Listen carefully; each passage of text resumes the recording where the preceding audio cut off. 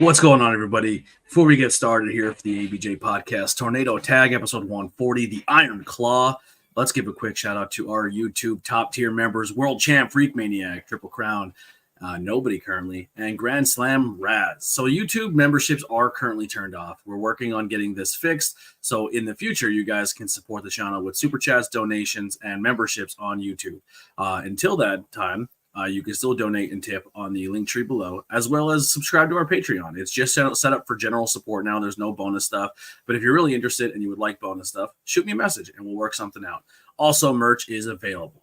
So until then, go check that out. Links below, or just follow on social media, help and support. But let's get on with today's episode.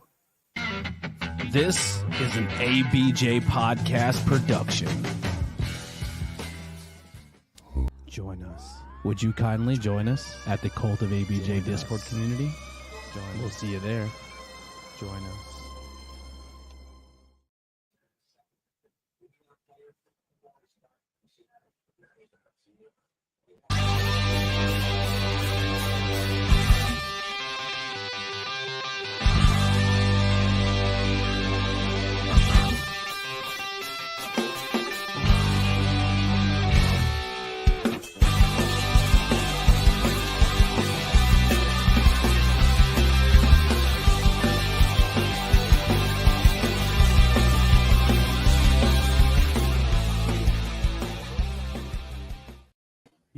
Yes, I know what you're thinking. That was the wrong intro music.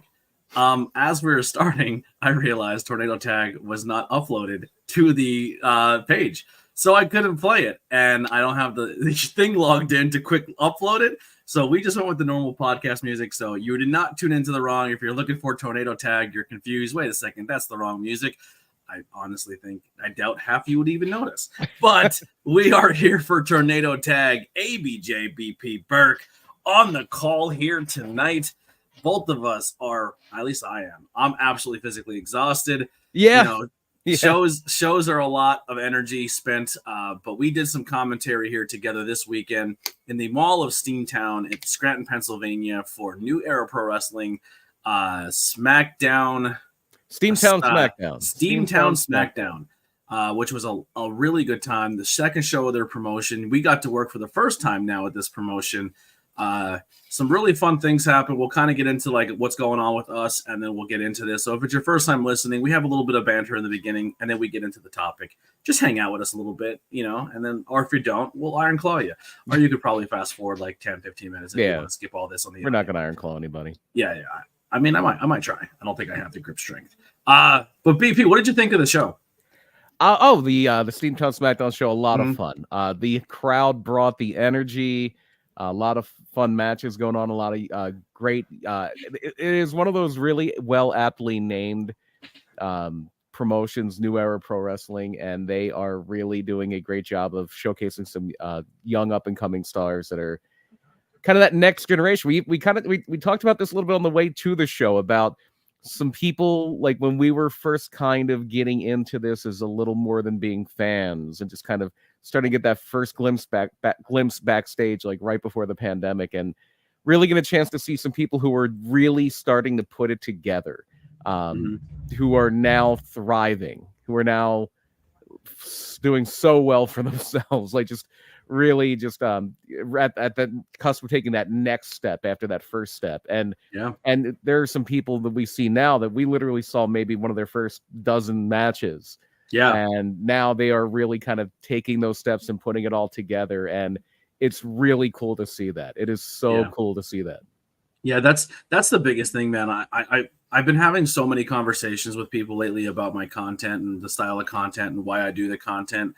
And then when they hear pro wrestling, they get really weird about it. They're like, why? Like, you're an adult. Like, that's for kids. And I'm like, man, if you really got into the science behind a pro wrestling, instead of just visually thinking that you know what's going on with it, and really appreciate it for the art form that it is, it changes your perspective. And when I have those conversations with people, they're like, I didn't even realize that. And I'm like, yeah, but that's honestly every industry you can be involved in. Like content creating, it has a scene that you may not realize, or there's certain aspects to it that go into it that you wouldn't think exist. The music scene, like everything, like there's like a lot of different cool aspects to these businesses, but like one of the things that gets really tough with the newer talent, I knew I was going to tie this in somehow, with newer talent at independent wrestling is understanding maybe some of the older stuff, or understanding maybe how things should be in a wrestling match. And it doesn't have to always be your athleticism. It doesn't always have to be, the things that a lot of the younger generation go for. And then when you see younger guys go in there and just put together a master class performance when it comes to working a limb, when it comes to selling, when it comes to two baby faces who are absolutely loved by the crowd, and then the baby face who's way over more than the other one can swing a crowd to make them hate him, and then the other guy gets over, and just it's not really done with people who are this short in their careers. And I gotta say, man, I'm putting it out there. If you think you have a better one, please send me the footage. But man, so far for me, 2024 match of the year contender for independent wrestling, Trevor Taylor and Ricky Price. Trevor Terry, sorry, and Ricky Price put together a master class in what you need to do at a local independent or just wrestling in general. Tore the house down. The house down. They did the high spots when it was needed, but the way they played and worked that crowd was beautiful. It was like I was sitting back on commentary smiling because I'm like, because you can feel when the crowd, the energy changes in a wrestling venue when the crowd, their mind states, you can tell where you almost feel like you've tricked them. You've hid the card. You made the ball disappear. Yeah. And you have that moment where like the crowd's like, they're just completely invested in what they're in. And Rick, as soon as that happened for Ricky and Trevor, the energy of the building changed. It doesn't happen a lot, but there are moments, and this is the most special moments in pro wrestling, where it goes from I'm playing along, I'm playing my part as a wrestling fan, to I'm bought in. Yeah. And that crowd was bought in completely on that match. And that is special. That is special. That does not happen all the time. Yeah, it was done beautifully. I cannot wait. As soon as the footage is out, please, we will let you guys know where you can watch that. Any other thing that really stood out for you? Big shout out to Luca Mancini for joining us on commentary as that third mic and not skipping a beat. I don't know if he has any previous experience doing that stuff. He is unfortunately on the mend. I'm not saying he should be a full-time commentator. That man's place is in the ring. He's very, very good at that. But in his time of healing, he stepped in the commentary role and knocked it out of the park. I broke him by the end of the show, though. Yeah. By the end of the show, we were all laughing. Yeah. but no, he did a great job. He was thrust into something that I don't know if Luca's done that in the past, but he was thrust into something that is definitely not his forte. His forte is as a professional wrestler. Yeah. And he stepped in and did an incredible job. He's Luca Mancini too. So follow him on social media. He's a good human. Like he's a good guy. He's in the business. He's a bad man. He's selfless when it comes to what you have to do as a professional to put somebody over and playing the role and doing what you need to do. Like the guy doesn't have an ego about how he's used on shows. He makes the best of every situation he's in. I'm just a mega Luca Mancini fan. I think he's just a really good dude. I'm always happy to be in his presence when we're at a show. Yes, for sure. Yeah. Anything else this weekend that kind of went down you want to talk about? Maybe any wrestling news? Wrestling news wise, we're kind of in a holding pattern for. There's one story. Okay. Unless it kind of skipped by you, I can definitely see how it did. It was definitely hot on the internet wrestling community. The Tiffany Stratton Twitter controversy. Oh yes, yeah. It seems like that may have already blown over. Yeah. It hasn't on the wrestling community. They need something to be mad about this week. She has believers in high places and will get a chance. She will get a second chance on this. Yeah, and I guess the match was pulled from TV. No, they did it. They still did Tiffany and Bianca. It happened on TV still? Yeah. I didn't get to see SmackDown yet. Yeah, Bianca won. And the rumor heading up to it was that, and this was just the internet doing what the internet does and jumping in the wild speculation. The internet did what the internet does, and they were saying how like Montez Ford changed his social media profiles. Instead of saying father of two, it said father of three. And Bianca was pulled from house shows. So like, oh, the match might be pulled because Bianca's pregnant. And then they did a match and Bianca won, and Bianca was not protecting herself like somebody who, like Becky Lynch, went into WrestleMania 36 knowing she was pregnant and protected herself. They did a completely safe match. Yeah. So yeah, that was obviously just complete rumors and complete nothingness. I am going to single out, just kind of jumping back into some other matches that I've seen so far this year, just to throw some loves to some other places. At PPW last Sunday, you were there as well for PPW Thunder Road. GKM and Diego Hill had a barn burner.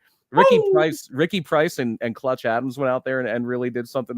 Something that whole card was sick. Yeah, great matchups. Dio Bando versus Jason Hendricks. Yeah, great match. I love both those guys. Jason Hendricks is so talented, has a great look.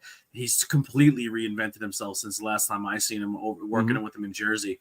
But I love that guy. Very, very good guy. The other matchup that I thought was a show stealer, when you looked at the matchup, you're like, wow, I didn't expect that these two were going to do this, and they killed it. But I love both of them, and I didn't realize I wanted this matchup was Rembrandt versus Mark Alexander. Yeah, Mark Alexander. I thought every time we hand Mark the ball, he knocks it out of the park. He's a tag team guy with Nolan Pierce.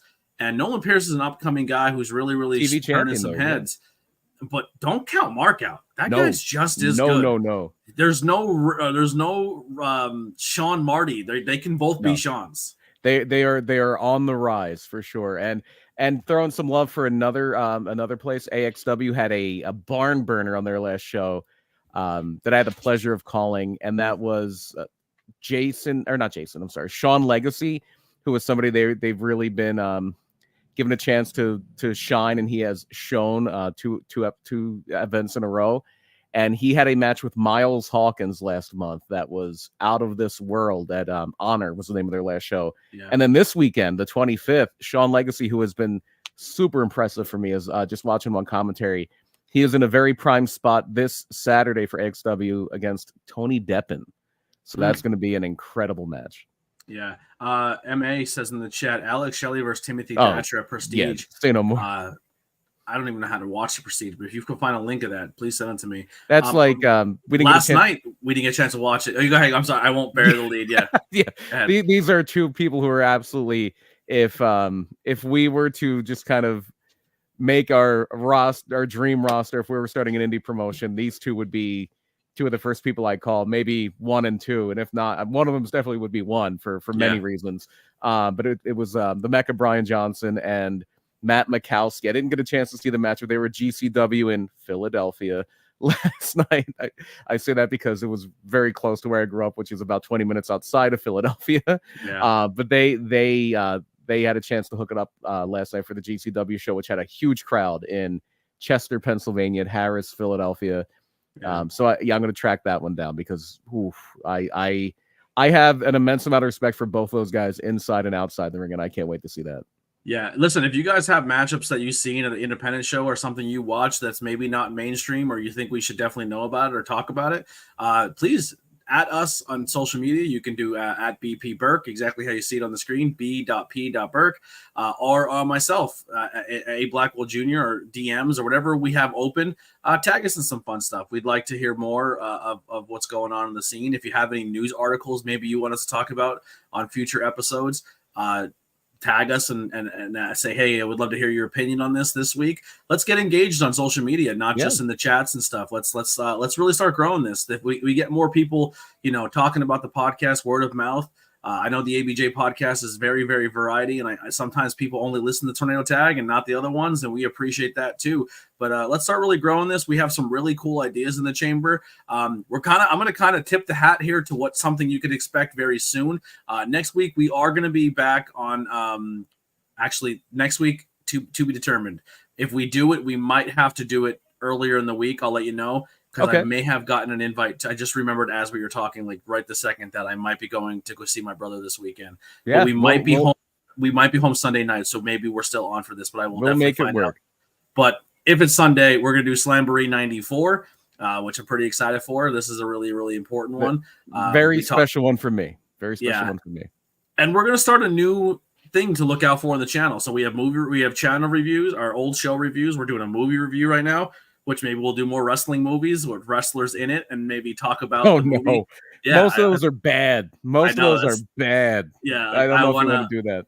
Our Urban Commando, you know, we can watch some Urban Commando. Suburban Commando. Suburban Commando, sorry. But the big thing we're going to do is a what if series, right? So Marvel has their what if series. You always have those scenarios where it's, well, what if, you know, Tony Stark doesn't snap his finger? What if this doesn't happen in comics? Yep. Well, we want to do our own version of pro wrestling what ifs. So we're going to come into a topic and we're going to tell you what historically happened in this timeline and what to expect and what to think. And then BP is going to dig into his amazing, knowledgeable brain, and he's going to tell you his what if story under his terms and bookings and whatever his creative mind comes up with, and give you the what if this thing happened. And BP, I'll give you the floor here for the first episode they can look out for. So this is one that is based on legitimate rumors of something that was, and there's varying degrees on whether this was very close to happening or not. But there was a lot of talk in 1988. Jim Crockett Promotions is in dire straits, and eventually they do wind up selling to Ted Turner and TBS. But there was a lot of talk that Ric Flair was going to be on the way out. Dusty Rhodes was making a power play and was going to force out Ric Flair. And to the point where some people thought the original SummerSlam, the initial plan when they announced that SummerSlam pay-per-view in 1988 was going to be Randy Savage defending that WWF title against Ric Flair. So the first one we're going to do is what if Ric Flair jumps to the WWF in 1988? Will be our first of these. That's going to be absolutely fun. And once again, if you're not watching live, or if you are in the chat below, or leave us a review, what are some possible what ifs that you can put out there to give us maybe some inspiration for future content? What if this happened? What if this never happened? Stuff like that. Let's have some fun with it. I think it's gonna be a really fun series, and I think people are gonna like it. So let's jump back really quick. Yeah, let's jump back to the Slamboree episode that we'll be doing maybe this week, maybe sometime in the near future. Yeah. One of the things that makes this a good time to speak about this is this coming Wednesday. Agreed. Yeah, Matt Mikowski is. We were on the Matt Mikowski train very early on. Very early on. So May 22nd, which is this Wednesday, it will be 30 years since that Slamboree 94 pay-per-view. It is also the first pay-per-view I was ever at live.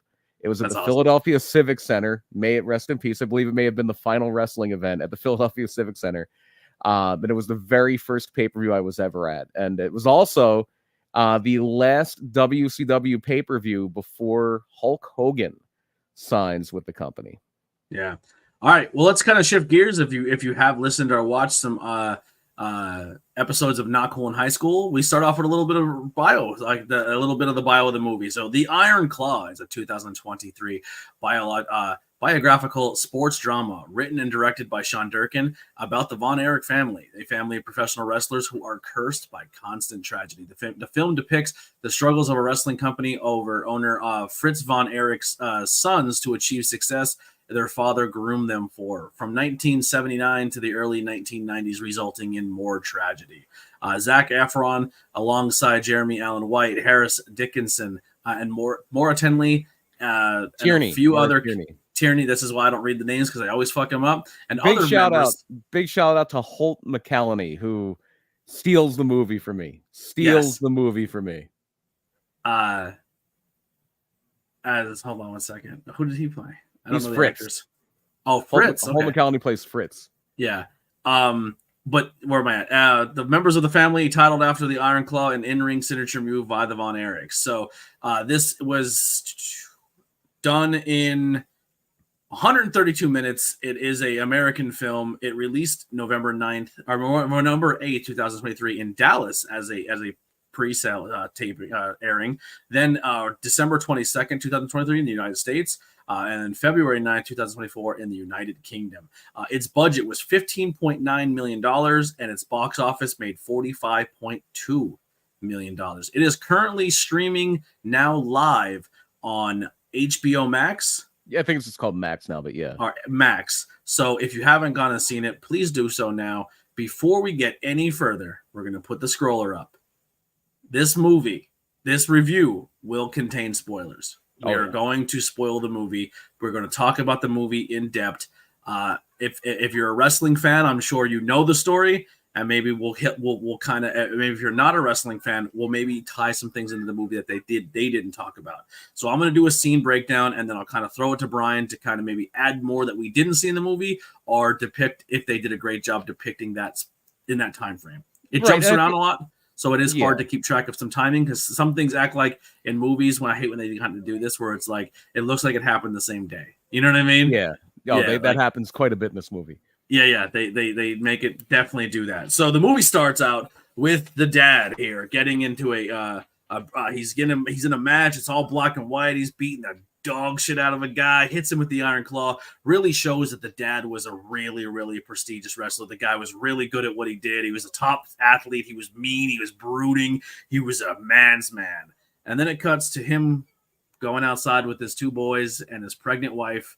And he's not this big monster, fierce, destroying entity that he was in the ring a few moments ago. They go out to a brand new car. The wife's pissed. She's pregnant. They're broke. They're living in an RV being towed by a car. And he said, listen, honey, the promoter says if I want to be a big guy, I have to promote myself as a big guy. I got to be in nice cars. I got to be doing this. I got to be doing that. And she's like, we can't afford this. And he said, I promise you, things are going to be good. I'm about to get the NWA world title. This is kind of what I'm being told is going to happen for me. I want it. It's his dream. He's bloodthirsty for it. So maybe if you can kind of give us some context here, was he that close ever to the NWA title? And when he didn't get it, who were some people that did get it over him? Yeah, Fritz was a top heel. Fritz was a top heel in the 50s and 60s, and then would go on to greater acclaim as a promoter, and that's where you see a lot of him in this movie. Fritz, I believe, and I could be off base here. I believe Fritz did have the AWA World Title very briefly. So the NWA World Title was up until the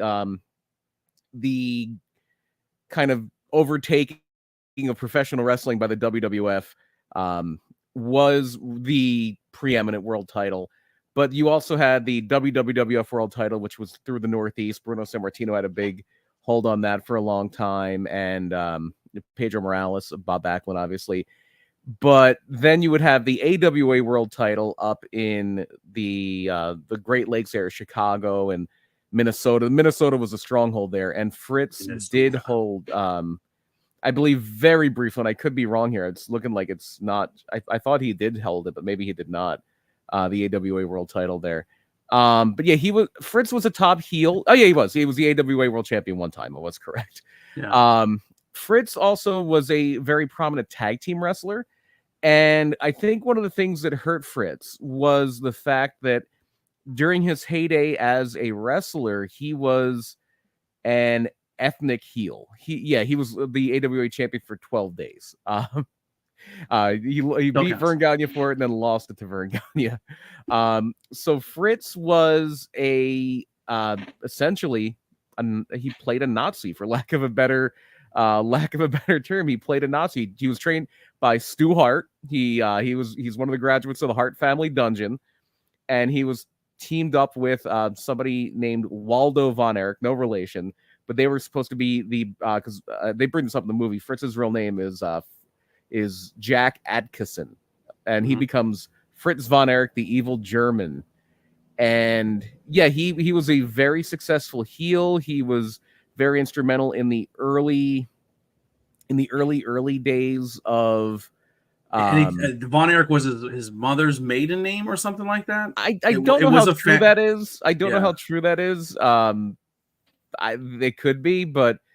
It was basically a name that sounded very German, and that was the whole thing. They were in the early 1950s, so not that far removed from World War II. They were the evil Germans, Fritz and Waldo von Erich, and he did become a very successful wrestler. He was definitely one of the top heels in wrestling in the 50s and 1960s. He winds up facing Gene Kiniski quite a bit for the NWA title. He was in St. Louis. So, yeah, M.A. Salko in the chat. My brain always mixes up Fritz with Baron von Raschke. Baron von Raschke was kind of exclusively in the Northeast, not the Northeast, the AWA territory. Again, an evil German heel who did the claw. So it's very easy to get them mixed up. But Fritz had a little bit more of a gruffness to him. He was a big man, 6'4", 260 he was built at. Raschke was quite tall, but he wasn't that terrifying presence. And then eventually Fritz kind of settles in and becomes a promoter and has his own little territory in the NWA. He runs Dallas. And eventually becomes World Class Championship Wrestling.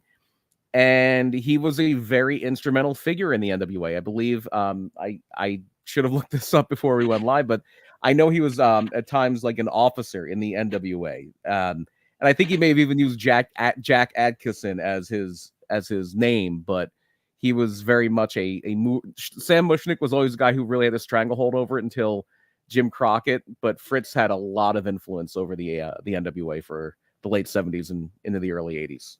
Yep. So let's go to fast forward here, and it's showing Kevin getting up and trying to wake up his brother David. David doesn't want to get out of bed, and Kevin goes out and he does his run. He's hitting the weights in the garage. He just works out. Look like all this guy eats, sleeps, and breathes is his family and professional wrestling. And it's cut between him working out and going to the Sportatorium in 1979. He's taking on it looks like the Sheik, right? I'm guessing it's the Sheik. Yeah, I believe it's supposed to be. If you look into the credits, it's supposed to be the original Sheik. And who was the Sheik's manager? That I'm not sure about. Usually in Texas, it would depend on when the Sheik would come down there. For a while, as long as he could, the Sheik's manager, his original manager, his most famous manager was Abdul Farouk, who would later go on to be the Grand Wizard of Wrestling. Yeah. He would also have a guy, Eddie the Brain Kretschmann, who would come over from Canada, who was the original Brain, heel manager before Bobby Heenan.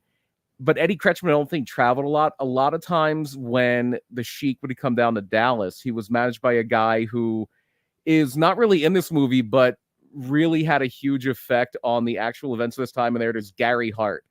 Playboy Gary Hart was one of the top, probably the top heel manager in World Class. And even though they make it sound like Kevin was doing this for a lot of it, Gary Hart, during a lot of the more successful times of World Class, was the booker as well. He was the guy who was putting it all together. Yeah. So shenanigans happen during the match, and Daddy gets involved, and he's, don't make me come out of retirement. And it kind of shows like a little bit of a taste of the wrestling life and taking some bumps. But this is kind of not a throwaway, but it really doesn't have much going on here. And it just kind of shows his path of him working hard and goes on to then win the Texas World Heavyweight Championship, which is kind of just that promotion's World Championship, but it's not the World Championship. It's not the NWA World Championship. No, it was the World Championship. It was not the World Championship. They kind of call it the Texas Heavyweight title. It was the big time they would call it big time wrestling before the World Class name. And they had I'm trying to see what the exact name would have been at this point. I believe it would have been I think they may have even called it the World Class Championship, but I'm trying to see if it had a different name. I think they billed it before the NWA American Heavyweight title. Yeah, that's what it would have been called at this point. I don't even know if there was a real match between Kevin and the Sheik, but it winds up becoming the World Class Championship. But yeah, it was called. There were many titles throughout because I think the NWA's rule was that you couldn't call any title the world title. There was only one world champion. It was the NWA World Champion. But a lot of places would have like their North American champion, or in Florida, it was the Florida Heavyweight title, which is a legendary title. It was like the stepping stone to the NWA title. Mid-Atlantic had the Mid-Atlantic Championship. That was Jim Crockett's main title. And yeah, in Texas, in Dallas specifically, because when we say Texas, Fritz didn't control Texas. Fritz controlled Dallas and the surrounding area, which was a huge part of it. But if you go to Houston, it's Paul Bosch. If you go to Amarillo, it's the Funks. The Blanchards had a territory. Joe Blanchard, Tully's father, had a territory. Texas is a big place. Yeah, so huge, there big were. State. Yeah, it's a huge state. So you had several territories. You had the Amarillo territory. You had the Southwest territory, which was the Blanchards. You had Dallas, which was the Von Erichs. Fritz owned that territory. And for the most part here, the NWAs ran like a committee. The title is the world title. A committee. And every other promotion was always in competitive with each other, but they always wanted their top guy to win the NWA title because that yes and no more eyes on your promotion. Yes and no. The NWA was really more of a cartel than a committee. The NWA was basically a mob. So they carved out their own little territories, and you didn't cross over those lines. If you did, you would have trouble from the main office. You had trouble from St. Louis and Sam Mushnick, who was kind of the ringleader of all this. So again, everybody had their territories. Fritz didn't run Houston. Houston was Paul Bosch's territory, or whomever came before Paul Bosch. And same thing, if you ran Houston, you didn't do Dallas. The Funk stayed in Amarillo. They didn't come to Dallas. And then if you went a little farther west and you went to like Louisiana, Arkansas, that was Bill Watts' territory. If you go even farther to Alabama, that's the Fullers and the Welches. That's Continental. If you go north to Memphis, that's Jarrett's territory. And before him, it was the Goulas territory. If you go to Florida, that's the Grahams. Like everybody had their own territory. And what the NWA did is if somebody came into your turf and tried to start what has become known as an outlaw show or an outlaw mud show, if it's a low quality one, but the term outlaw meant it was somebody that was coming into an NWA territory that wasn't part of the NWA. And if they did that, everybody in the NWA would send their stars that were all in the wrestling magazines, that people knew their names, and they would load up cards to get you out of there. They would stomp you out if you tried to compete. Yeah. But I wanted to set that tone because it does come up in the future. But let's jump back into sorry. Oh, sorry. Just to finish that thought, as far as being the world champion, a lot of people did you wanted your guy to kind of have the world title, at least for a little bit, to be a former world champion. Mm-hmm. But a lot of promoters did not want their guys to be a long-term champion because back then the world champion was a traveling champion. So if you were a long-term champion like a Harley Race or a Dory Funk Jr., Terry Funk had a title for a while. Later on, it was Ric Flair. But by the time Ric Flair did it, you didn't really travel a lot. But for a long time, like during the days of Harley Race, it was a traveling champion. So if Harley Race was around the country defending the title in Florida, in Memphis, in Dallas, in Houston, in wherever, he wasn't in Kansas City where his home turf was. So you had to have everybody else because Harley Race wasn't on the card a lot. He was going around the country. But you would also it was good money for the person who had the title. And I believe the promoter of the champion also got a nice kickback. So yeah, having your guy, there were financial benefits to having your guy be the champion. Yeah. So we kind of get down to breakfast. Mike, David, and Kevin are all at breakfast with their parents, living at home. They work at home. They're a very core family dynamic. Mm-hmm. Even when they're kind of like the movie kind of depicts them all as adults here. They are, but for the most part, they're still young adults. Yeah. But they're still living at home. They're very like even, we'll get into a little bit more about Kevin, about his personality, but what this scene really sets a tone is the dad. The dad he's telling them, hey, this is what the family's gonna do. This is the family's goals. These are my goals, and they're your goals. And he kind of sets this tone as a really strong, hard-nosed dad, but they respect him. They may not like how he does everything all the time, but they're never gonna speak about it, not even to each other. The biggest thing they're going to do is they're going to honor their mother. They're going to honor their father. They're church-fearing boys. And at the end of the day, they're going to have each other's back. And that's kind of the like what they kind of sell here. But he openly tells the kids, he's like, listen, this is a wrestling promotion, this family. Carrie's my favorite, followed by Kevin, followed by David, followed by Mike. And then the other one's so far down, he's not even in the movie. Yeah, he's not even in the movie. He's so far off that list. But and he kind of sets a tone and he tries to develop a sibling rivalry that, at least depicted in this movie, never really happens. They never really, even though the family, it shows the struggles of Kevin a little bit here, where he falls up and down the card and he kind of has to take a backseat to his brother. At the end of the day, he's upset for himself, but he's happy for his brothers. Mm-hmm.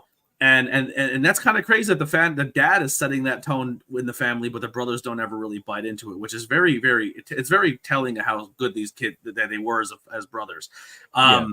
But Kerry's going to the Olympics. He's training to go to Moscow at the time, and according to the dad, Kevin just won the Texas the Texas Championship. What else we got here? And David's about to debut as a professional wrestler. David is about to come in as a big surprise at the next show. Yeah. So it shows, like I said, the strong family structure. Dad definitely not great with his emotions, and it's very what we would say now toxic masculine. But it's a very pro wrestling household. He once again he was trained by Stu, and you could definitely see some of his trainer coming through him, like tough love. Like, you get good by getting tough. You know what I mean? And he's kind of instilling that on to the youngest brother, Mike. And even to the point where he kind of goes to his mom and he's like, "Listen, Mom, you got to talk to Dad. He's too hard on Mike." And she goes, "Right, that's not my problem. They'll figure it out." And one of the things this movie, one of the things, and we'll talk about it as we go on, one of the things this movie does very well, that is something that has been said by pretty much everybody, is Mike wasn't really into the wrestling thing. Mike had, and let's touch on something we just talked about very briefly.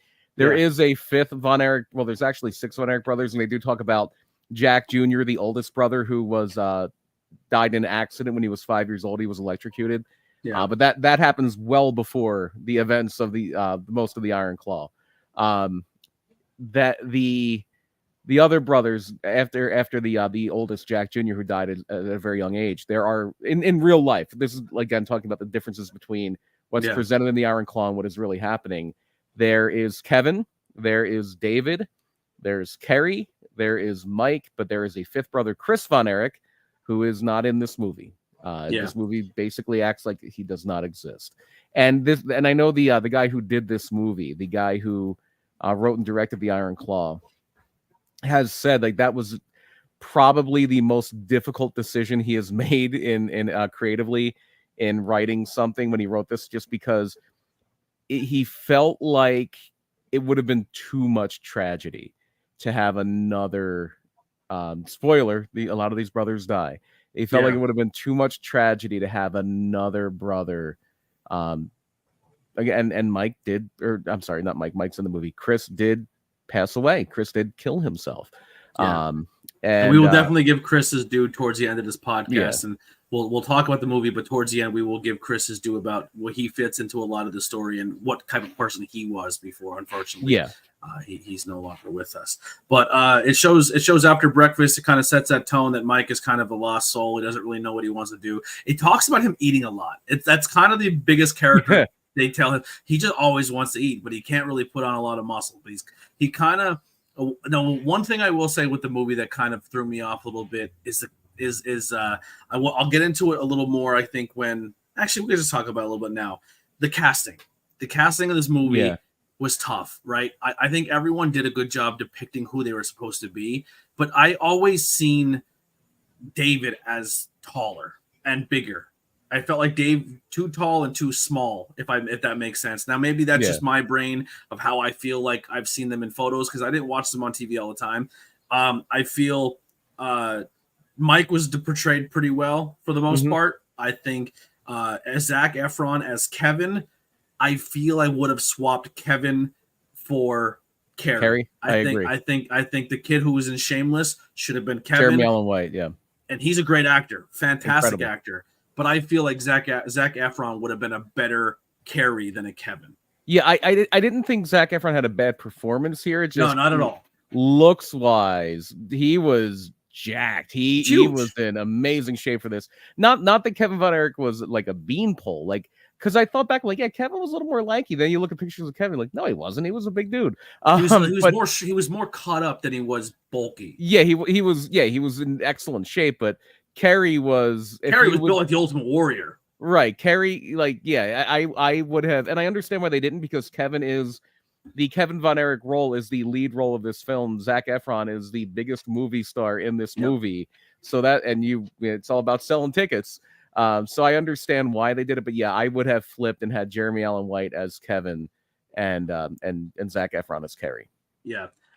So it kind of cuts to Mike, and he's in a garage with his bunch of his buddies, and he's singing, and he's playing guitar, and they kind of set a tone of like, "Oh, Mom, does Mom know you're doing this? Like, he's not supposed to be doing this." Like, they know he's a musician in the family, because the dad, we'll get into that a little bit later, but they think he's in like orchestra. They don't think he's doing rock and roll. Because like, once again, devil's music. That's a devil's music. He's in a Christian family here. But he's good at it. Like the lyrics to his song that he wrote were pretty decent. Like he's not terrible on the guitar. Like he has promise to possibly being a musician. Like he's really good at what he's doing here for being as young as he is. But it's definitely set tone right there that this is top secret. We don't talk about this. Then we get into the setup versus Gino and the Bruiser versus Bruiser Brody versus Kevin, and then what would be the debut of David Von Erich. It shows him doing a promo talking about his mystery partner. Kevin doing a promo. Yeah, Kevin's on the mic and he's not good. Unfortunately, this is true. Kevin Von Erich, not known for his ability to talk. Yeah. Of the brothers, this is something the movie gets right. Of the brothers, the best talker was David. Yeah, and probably the reason we'll get into a little while later why David surpasses his brother probably rather quickly. Mm-hmm. The ring announcer guy, who is this supposed to be? I forget the man's name. He was a legitimately a very good. I feel like they were trying to make him feel important, but not really. Make it about him. I want to say not David Manning. David Manning was somebody completely different. Bill Mercer. Bill Mercer was a commentator. Okay. David Manning was a referee.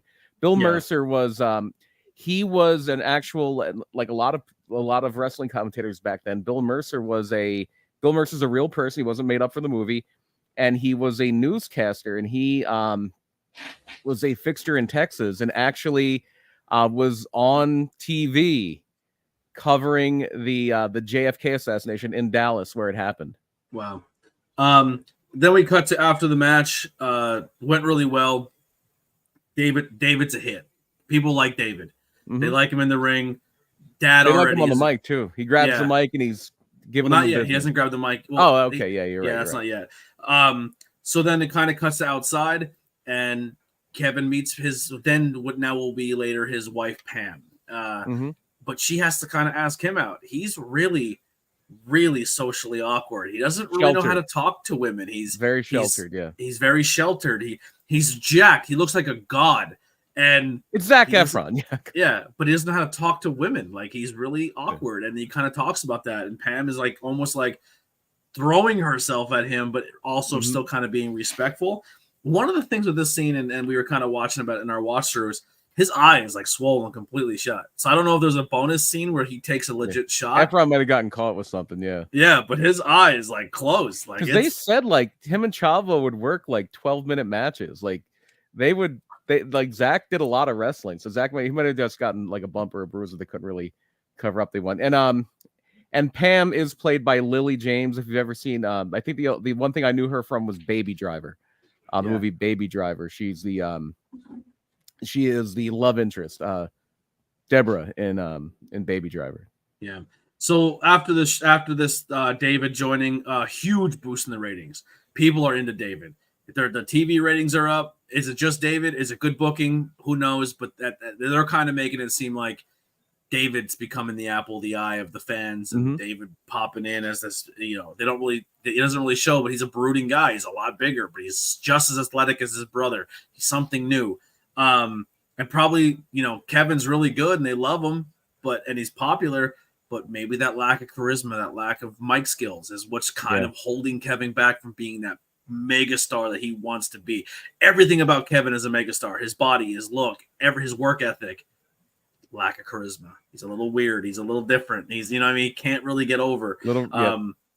Even today, like Kevin showed up on TV recently and he's just kind of like, like he's deadpan, but this the boost in ratings is getting some eyes on them, and they're going to get a Saturday night TV deal with ESPN. And the dad's like, listen, the guy kind of says to him, we're getting a TV deal here. If we can find a way to get the world championship on our roster, we will be the biggest wrestling promotion in the world. Like we will be one of the top people that people are talking about, and we need that world championship to blow up. And dad kind of looks is like, I think that guy's going to be David.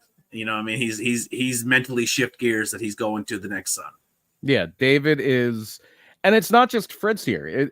David was looked at by a lot of the NWA as a guy where he could be somebody that gets a huge spot.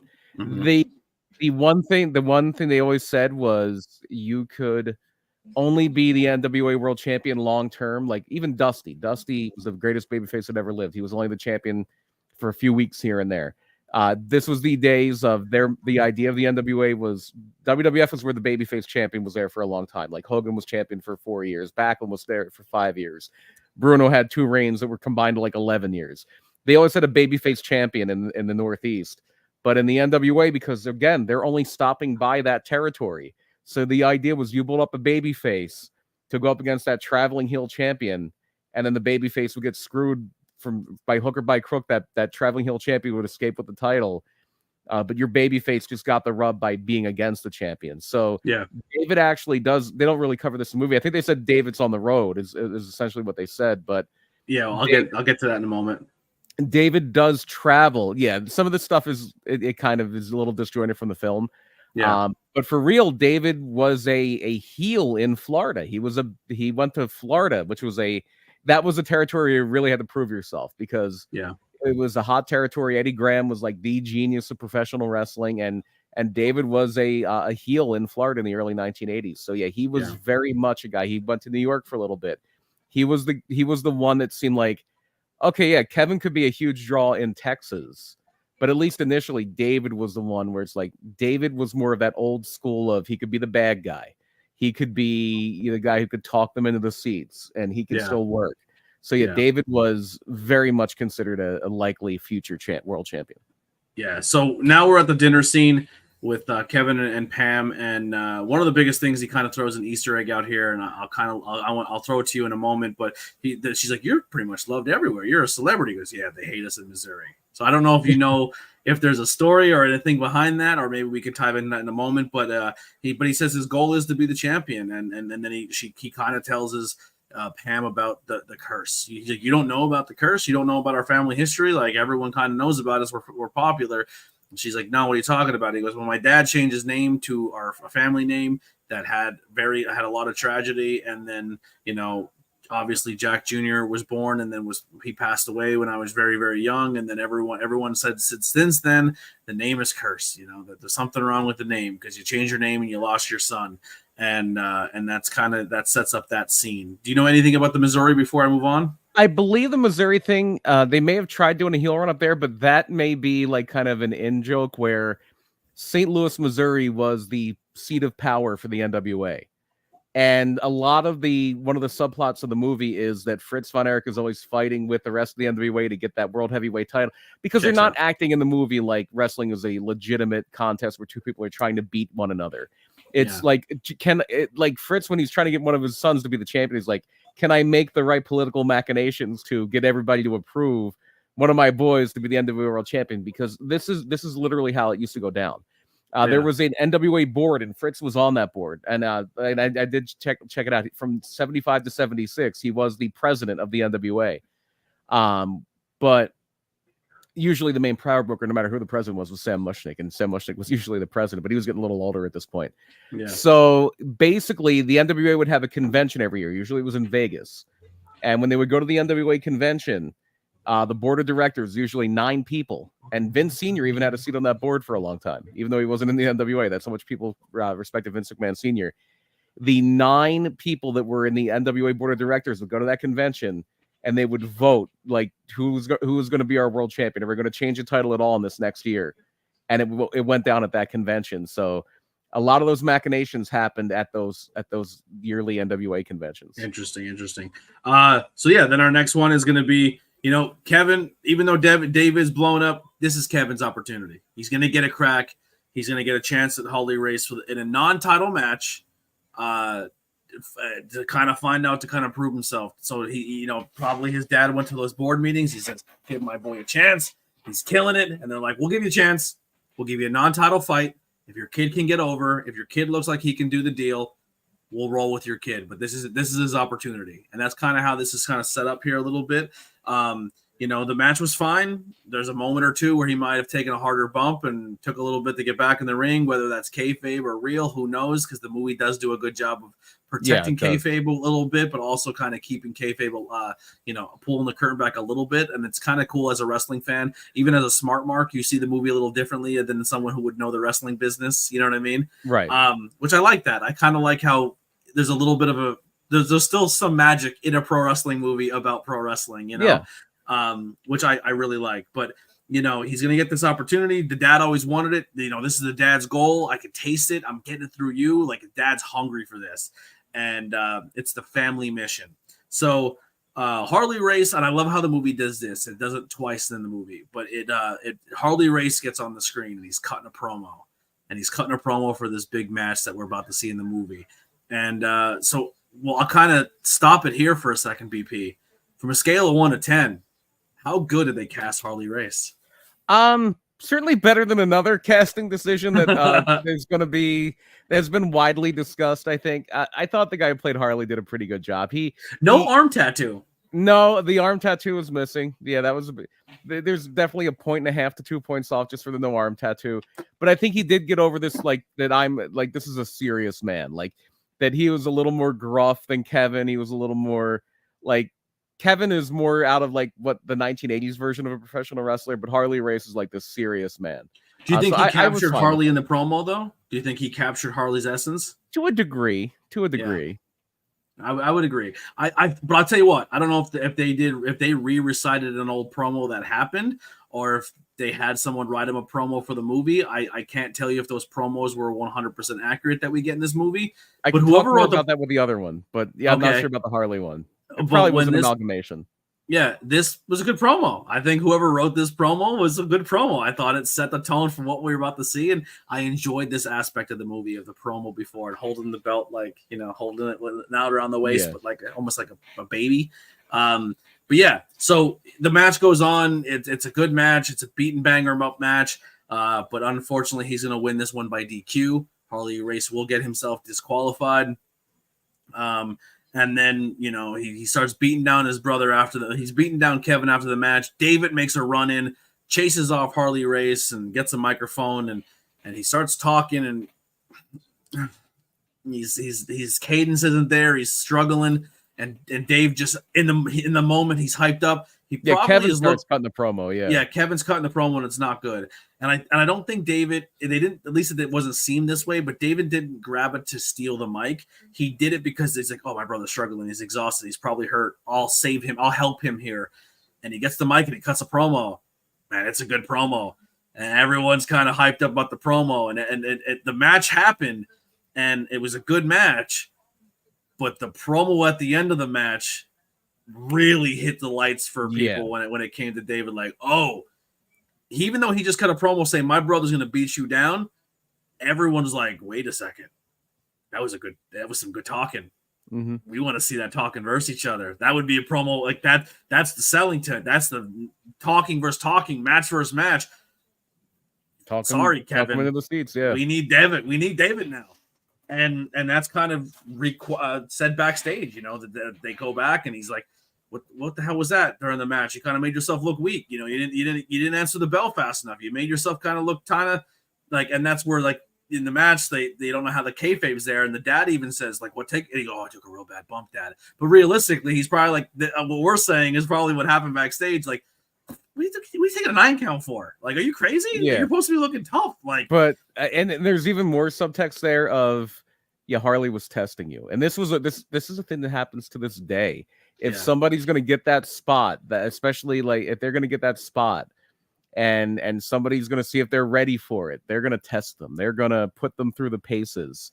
So Kevin complains, like, I've never taken a landing that hard. It's like, well, Harley's testing you. Like, Harley's seeing if you're cut out for this. Are you ready to be the man? Yeah. And you can see in Fritz's mind that this is setting that Fritz's standards for his kids are just so impossibly high. Yeah. that Even when you're on top, you're still not on top. Yeah. Yeah. Mm-hmm. And here's the biggest thing. Even if you're on top, Kevin, you will never be on top. Right. Everyone's always better than Kevin, even though you're my physically oldest still breathing, but yeah, so Dave kind of moves into the top spot here, and is publicly and with the family. You know, the dad said at the breakfast table that position That can order change can in a change. heartbeat. Yep. Yeah. So this kind of shows now cutting to Kerry, and Kerry's, you know, training for the Olympic Games. He's working hard. He's pumped. He's ready to go. He looks amazing. He's rocking and rolling. You know, Texas. I loved Kerry. Was my favorite. The hair, the bandana. This guy is where it's at. Like, I like him a lot. But as this is going down, the family's sitting around the newscast, and there's a announcement.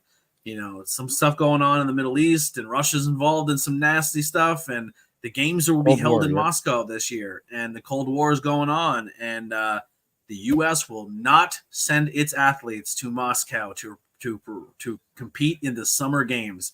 Yep. They're not doing it. So and this really happened. Yeah, this is real life. So Kevin has to come home. He comes home. The Olympics have been taken away from him. Kerry is home, because the way the timing is with the Olympics is, you know, you're in that cycle, and when the next cycle comes around, the chances of you being in there again after 4 to 8 years is very unlikely, because they find the next top people. But for the people that did make it, they were really lucking out, because the 1980 Olympics, the U.S. boycotts because they're in Moscow. 84 comes around, the Olympics are in Los Angeles, and the USSR backs out. Yeah. So it came full circle. Yeah. So now Kerry's home, you know, and things are going. Kerry's back home. The dad's proud. He's, you know, playing football in the yard. Kerry's the best. You guys are all trash compared to him. Yeah. Like, once again, trying to get the brothers to hate each other. Yeah. So they're all around the picnic table. They're having a thing. And this is where you learn the dad was a musician. He loved it. And he goes, listen, music was fun, but I chose sports and it checked out. And this is what this family's about. We're a sports family. How dare you? And but then Mike kind of sticks up. He goes, I have an orchestra concert today. I'm going to get paid for it. I want to go. Yeah. And they're like, no chance. You're not going to a college campus. You're too young. And he's like, this guy went around the world at 17. I can't go two towns over. And they're like, no, I won't have any of it. And the brothers are like, we'll take him. It'll be no problem. We'll go with him. We'd be good to go. Like, have each other's back. And the mother says no. I said no. The father says no. And Mike's dreams look like they're crushed here. And this scene is awesome, because this scene really shows how strong these brothers are and how much they'll do anything for each other. Yep. David jumps out of a window. They all get in the truck. They throw it in neutral. Even Pam's involved with this, which is kind of cool. Pam's like one of the boys here. Like yeah. She's helping the boy. Like, she really seems like she bonded with the mom. Always kind of, this entire movie looked like she never liked Pam. But the dad really liked Pam. The brothers got Pam. She was one of the boys. Like, she was always there. I don't know how true that is when it goes to the movie, but that's what the movie portrays here. And they push the truck in neutral far enough away from the house that they could turn the engine on and get there. They go, they party, they have a great time. It shows maybe Kerry's partying is crazy. Oh, yeah. Well, they were all partiers. Yeah. All the Von Erich boys were partiers. Yeah. So, then after the partying and everything, it kind of shows the dad sitting at home, and he's sitting in his office counting his money, and he's watching the TV, and Ric Flair just wins the NWA title. So that essentially takes the rematch after the DQ off the table for the Von Erich family. Once again, Ric Flair is the man in the NWA, and the dad is livid. He's pissed. He's like, listen. Well, this would have been... With this time frame, this would have been Ric Flair's first title win in 1981, I believe. Okay. Again, the timing of this and the timing of real life is off. Like, and we'll get into some more glaring examples of this. But yeah, this would have been. I think this is supposed to be Ric Flair's first title win in 1981. Yeah. Yeah. So he's pissed. He's outside chopping wood the next day. He's grinding. He's like, listen, this guy, like, I want this fucking title. Like, and he looks over and he's like, there's that kid, you know, there's my top guy, Olympic star, famous. This guy, I'm gonna go talk to him. I think it's time for you to get into business, son. And he's like, absolutely, Dad, I got you. So he's training now. Kerry is in the mix. He's in the training. And this is a cool scene where I really like it, because Kerry's in the garage and he's working out. And Mike's in the other room because he's the classic rock guy. He loves his music, and he turns on Tom Sawyer by Rush. He turns it up. Which This is a very big clue in. First of all, again, just to and I'm not trying to pick the movie apart for inaccuracies. Again, it's not trying to be a factual account of the way things happen. Because those Olympics that were boycotted were in 1980. Kerry Von Erich had his first match in 1978. So he was already a wrestler at this point. Oh, not a full-time wrestler because he was going to college. He was at the University of Houston. But like they would have little like. So he went into the Olympics already trained as a wrestler. So yeah, he didn't just take to a duck to a water because he was an athlete. Right. No. He was already he started wrestling at 18. And by 1980, when the Olympics boycott would happen, he was 20 years old. I believe he did do discus at the University of Houston, but probably like when he was off college, he was back wrestling like over the summer. Hey, we need you for a program. And he really didn't take off until a little bit later. But yeah, he was definitely he was trained, ready to go. Well known to the Dallas wrestling faithful before he came back because he wasn't able to go to the Olympics. Yeah, but Tom Sawyer's playing, and it kind of shows that like I like this song.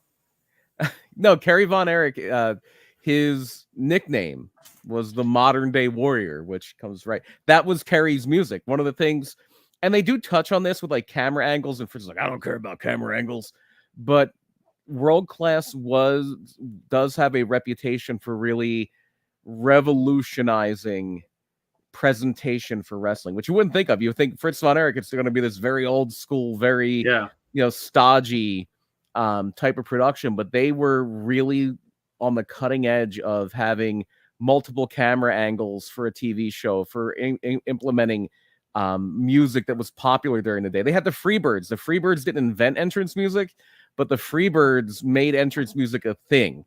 The Freebirds, who have a very small part in this movie, are really one of the people that started that whole rock and wrestling thing that the WWF took and just went to the moon with. Yeah. But if you go to like the early 1980s, like we watched WrestleMania 1 not that long ago. It wasn't until Dick Ebersol started getting involved in like 86 that WWF's production really jumped up to that level. But World Class was really at it as far as a presentation level in like 82, 83. And 1982, 83, that is when they're really at their peak, because you have the three brothers who really were the ideal three brothers, which were Kevin David and Kerry, of course. Yeah. And you had them against the Freebirds. And one of the matches they don't really touch on here, which was a very famous match, one of the most famous singles matches in World Class, was a cage match between Ric Flair as the NWA World Champion and Kerry Von Erich in 1982. And it's like, who's going to be the guest referee? And Michael Hayes winds up being the guest referee. And it's basically, well, even though the Freebirds are our enemies, we're going to bring the title back to Texas, and Hayes screws them. Yeah. And that just ignites the Freebirds feud. Yeah. So also this happened. So that already happens before, because we'll get into where maybe this is way accurate in that movie. This is the rise of Kerry as a professional wrestler. So you're saying there's already a whole other things going on here, but this part of the movie, it shows the Von Erichs and the Freebirds really developing this 6-man tag rivalry. Then they go on to win the 6-man titles, but they show them in all these different venues. And some of the shots they shoot these wrestling rings, even with no ring aprons and skirts, it's just, the shots are amazing. The way they show, like, they really capture the essence of professional wrestling, of just different venues and how they can look and how they're presented. But the 6-man title is a huge thing. This rivalry is just good money for the Freebirds. It's good money for the Von Erichs. They're rivaling all over the place. Gigantic and it's really blowing up the WCCW, like giving them everything they want. And they end up going on to win the NWA 6-man titles in a championship in 1983. And like I said, they go on to win that. And one of the things I definitely want to say is Gordy in the movie is played by Silas Mason, I believe he goes by. Yes, Silas Mason. I actually got to work with him. I went to a GCW show way back in the day, and he was there for the GCW the Settlement Series shows at H2O. and he was there that day, and I was like, he was wearing cutoff Daisy Duke shorts. He had the huge mullet, like crop top hoodie. I was like, I remember I was in our group chat, like, this is my new favorite independent wrestler. Like, he's such a goofball. I think he's so good. And I'm still, to this day, a big fan of this guy. And then it was cool. Ryan Nemeth, Nick Nemeth's brother, was Gino Hernandez. He already had his spot in the film, but he was one of the wrestlers as well. Yeah, I was going to say if anyone else, but I wanted to give that a shout out because I am a fan of Silas. He actually is in the NWA currently wrestling. So if you want to go and see a current wrestler who was in this movie, he plays Gordy in this. Very, very good. You want to talk about somebody who was good super quick? Terry Gordy. Oh my goodness. Yeah. Terry Gordy was good. Yeah, so the dad gets in the ring and cuts a promo after they win the 6-man title and essentially calls out the NWA on national television and kind of says, we're here. We're better than everybody else. Stop playing games. Bring the NWA title here so my boy Kerry here or David here can win it. And David's going to beat whoever you have. Bring him down here. We're going to get this taken care of. And, and now it shows the brothers are like, all right, the opportunities for the family's coming. We don't know who can go for the title, but we'll see. It's essentially who the NWA picks. It kind of shows their substance issues, shows them on the gas. They're all juicing up. There's a lot of craziness happen here. And we end up finding out that David versus Flair is on the docket. David's getting Rick. They're gonna travel on a 6-month tour around the country, and David's gonna go after Rick the whole time. They're gonna start that chase. They're gonna start that excitement. Then he's gonna go to Japan for a little bit, and if he can get over in Japan, he will get Rick in May. So they have a timeline. The title fight's happening in May, but your test now, David, from now till May is get over in America, get over here during the 6-month tour. Go to Japan. Now, they don't really put into this, but you can kind of see throughout the tempo of the movie, the dad is on it. Like, the dad tastes it. This is what he wants. So I'm sure the excess pressure that these boys went through at this time to not only help each other, because he even says to his thing, he goes, listen, your brother's getting it, but he got it because he used to as well. Like, and you can see, like, they're all happy for their brother, but Kevin's like, man, I just fell. Yeah. Like, the typical wrestling. Like, I work so hard, but just you slide down the ladder a little bit, you know. And if you know the story, as soon as they say Japan, your heart is just like, oh no, here we go. Yeah, here we go. If you know the story, you know the story. It kind of shows Kevin's getting married. Him and Pam are getting married. They're having a blast. They're there, and Kevin finds David in the bathroom, and he's puking up blood. And he's like, "What's going on?" He goes, "I caught a bug. I'll be fine. I'll be good to go." And he's like, I don't think you should go to Japan, man. I think you should rest. He goes, not go to Japan? Are you crazy? You know what Dad will say to me if I don't go to Japan? Like, they don't say all this, but you kind of know that. Like, I have to go. Like, there's no wrestling is how our family is fed. This is like everything about this business is what we need to do to be successful. And they don't really like. This is part of the movie where I feel like a non-wrestling fan or even current day wrestling fans or performers need to realize how much different the business is, right? Yeah. You have the terminology that's thrown out there, and I'm sure, you know, there's heat here, but I'm sure somebody, if they listen to this, will appreciate this. The term cosplaying wrestling. Like, these younger kids are just cosplay wrestling. And what they mean by that is this isn't putting food on their table. They're going to shows every weekend, and they're doing it because they want to be what they think a professional wrestler is. It's not their livelihood. But yes, this is a time where it's like the traveling carny. You need to make your money. Mm-hmm. Like, money is a big deal. And the wrestling business is much different at this point in time than it is in these current day times where more people are having fun in wrestling, but you didn't have fun in wrestling back then. It was, sure, you partied in between sets. Oh yeah. But you worked, and you had to keep an image and to keep a thing, and it was serious business, but you also had to protect the business. So there's a lot more layers to what professional wrestling is now in the time frame in this movie than what it is today. Also, another time jump here, because if David's not feeling well, this is probably early 1984 where we're supposed to be, and Kevin and Pam get married in 1980. So they were married 4 years before, at least 3 years before this really happens. So they said, listen, so, you know, he goes to Japan. He comes over to see his dad, and he goes, your brother's dead. He had a ruptured intestine and died in his hotel room in Japan. And but we still got to put this match on. Let's figure it out. Get your shit together. They go to the funeral. They show the funeral's massive. The people, the crowd, it was a big deal in Texas of David passing away. And coin flip happens, and it looks like Kerry won the flip. Kerry wins the flip here, and he's going to get the world title shot against Ric Flair in this scene. But before that, the mom's watching it at home, and crazy cool little scene here. But you kind of look in the background at the top of the stairs while she's watching the match, and David's there. David, the spirit, like the apparition of David. And it's not like, oh, there was spooky ghosts or anything like that, but it kind of shows it like, he was watching. And the mom kind of feels that he was there that day watching his brother on TV at the house. You know what I mean? Mm-hmm. And Kerry wins the title. They don't really they don't really talk about, him wrestling Flair at this point in time for the title, but he gets his opportunity. And they because I think they're saving the Flair stuff for later on in the movie, so they kind of glaze over it here. But he wins the title, partying. He's into his thing. He goes out. He's making money as the champion. They're doing really well, and he decides, I'm going to leave the title here. I'm going to go for a quick ride on my motorcycle. See, when I watched it, I construed this, and this is another like kind of time jump thing. So a few things here. I highly doubt it was a coin flip. I don't think it was Fritz. I don't think it was either. And at this point, Kerry had pretty clearly surpassed Kevin in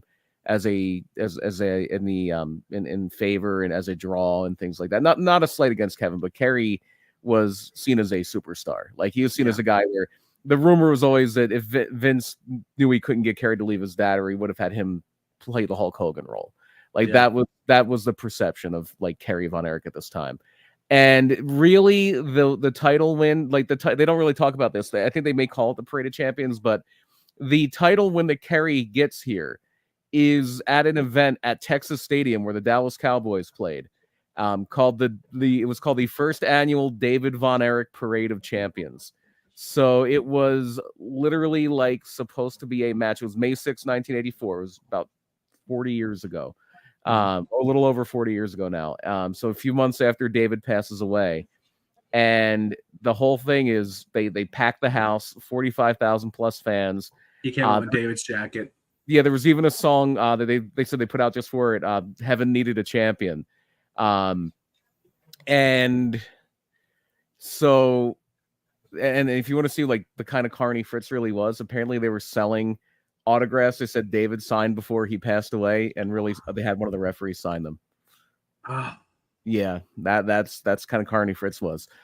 Signing fake autographs of his dead son, like who died 2 months ago. Yep. So he didn't like the dad after this movie. That ain't gonna help. No. So the way I felt that the way I understood the movie to go was it seemed to me like they made it seem like Kerry won the title, and that night went out for that motorcycle ride. Yeah. But that motorcycle ride happened over 2 years later. Yeah. And Kerry because Kerry like defended the title. Kerry, not for long, but Kerry was the champion for I believe like 2.5 weeks. Because it was always the understanding you're going to win this. It's a tribute show to David. We're gonna have this big moment in Dallas, and then like Kerry lost in Japan like not that long later. It was by the end of that month, Kerry was Ric Flair had the title back. Yeah. Stephen Chambers says David Manning might have been the referee signing those autographs. And they don't really jump into it this much here, but at this point, the war is now against Vince, and the power in the NWA definitely by 85, but even by 84 is really consolidated in Jim Crockett Promotions to the point where in the mid 80s, Fritz leaves the NWA. Like World Class isn't even a part of the NWA anymore, and they actually get affiliated with the AWA. Yeah. But that's not really covered in the movie. Yeah. So it kind of jumps right from the hurt leg into Mike's training. Mike's in the ring. Mike's wrestling. It's time for him to step up and be the next. Well, I think David. we're missing something very big here. What's that? Not only does the scene with the crutches, where Kerry's like you just see him riding on a motorcycle, and you see him like getting out of bed, and he's walking on crutches, and then he's missing his from the shin down. Most of his ankle. Yeah. So this is a real thing, kind of. Kerry did not immediately lose his leg in the motorcycle accident that actually happened in 1986, but they say like they did reconstructive surgery on his foot, and then he tried to walk on it too soon, and damaged his foot to the point where they did have to amputate. And so Yeah. for the last 6.5 years of his life, Kerry did wrestle on basically 1 foot. 1 foot, yeah. So Mike's training at this point while Kerry's dealing with his missing most of his foot, or through about a quarter of his leg here at the bottom, from the ankle up to like mid shin, is what they're showing in the movie.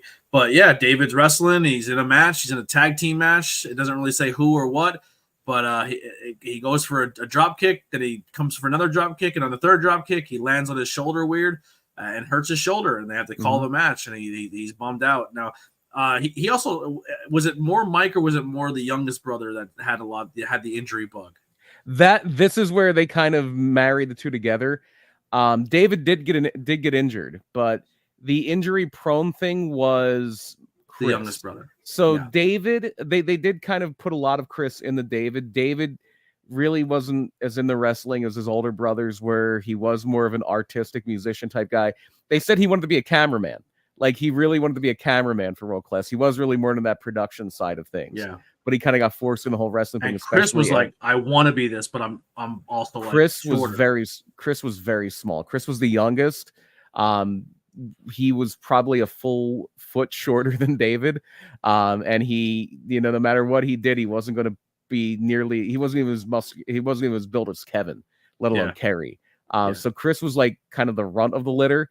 And I think he had some health issues, and I believe he was using prednisone as a child that made his bones a little brittle. Yeah. So yeah, Chris had, but mentally he wanted it probably just as much as the dad did. Yeah, Chris really wanted to do it. He just didn't have the physical gifts of his older brother, and he pushed himself to the point where he hurt himself a lot.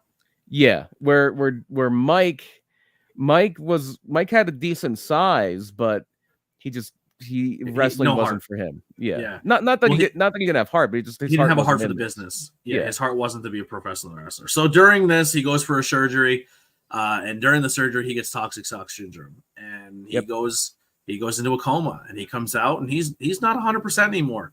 He has a hard time speaking. He's fragile, and immediately Dad puts him in front of a camera with his brothers and talking about this comeback and kind of really cashing in. And I remember even going back and rewatching the videos, like Dark Side of the Ring does a good job showing this, but like, man, like you could tell that at this point, Mike is like, just leave me alone. I don't want to do this. I don't want to be a part of this. Like, I look weak. I look dumb. I can't speak. It looks like I'm kind of like, it was not a good look to put him on camera. And it really seemed like the dad was really trying to cash in on the tragedy of maybe. And then like Kerry and Kevin did say later, like he felt the pressure to be David, and he did lose a lot of weight when he had the complications of surgery, when he had that toxic shock syndrome. They made it look like it was in Dallas, and it was actually before Kerry's injury. So they made it look like, oh, Kerry's hurt, so let's have David or Mike start wrestling. Yeah. But no, it's because basically like, well, we lost David, Mike, you're David now, but he was never David. Yeah. And he did have some other things going on, so he did get brain damage from the complications from the surgery. He basically had a like 107-degree fever for like 2 hours, but it was actually in Israel. It wasn't in Texas. He was sick in Israel. They actually had a lot of TV in Israel. They had a huge tour in Israel. They don't really talk about this in the movie, even to the point where I know one time, I believe it was Chris Adams, like really messed a guy up, and they had to get him out of the country. He would have been like in Israeli prison forever. Yeah. And then Mike also had a car accident, which gave him even worse head injuries in 1986. And he was just so frustrated. And this leads to what you're probably going to go to next. Yeah. And in the movie, it looks like he's struggling. He's popping pills. He's drinking. He's struggling. He's having a bad time. All the while, they're kind of showing Kerry is kind of training on the one leg, trying to get back into it, and he's struggling. So it's really showing the brothers are really not in a good spot here. And then unfortunately, the way the scene kind of plays out is they're in the yard at night and they're trying to train and get each other good, but you kind of see in the background a flashlight walking through the woods. David, and it's or not Mike. David, Mike, Mike. Mike's walking through the woods, and he leaves a suicide note, and he's like, "Listen, I'm going to go to a better place. I don't want to be here anymore." And unfortunately, he goes in those woods and he takes his life. Yeah, he took alcohol and sleeping pills, and he was dealing with some other stuff too. He'd been arrested for a DUI right before that, and There's another scene in here. So this is that one of the blink if you miss it cameos, and I think it was originally supposed to be a larger role. But there's a scene where like Kevin is just kind of lethargically standing on an apron while a guy in red trunks is wrestling with him. And this is it's a very brief scene. It's maybe 15, 20 seconds. And that guy in the red trunks is supposed to be Lance Von Erich, who is played by MJF in the movie.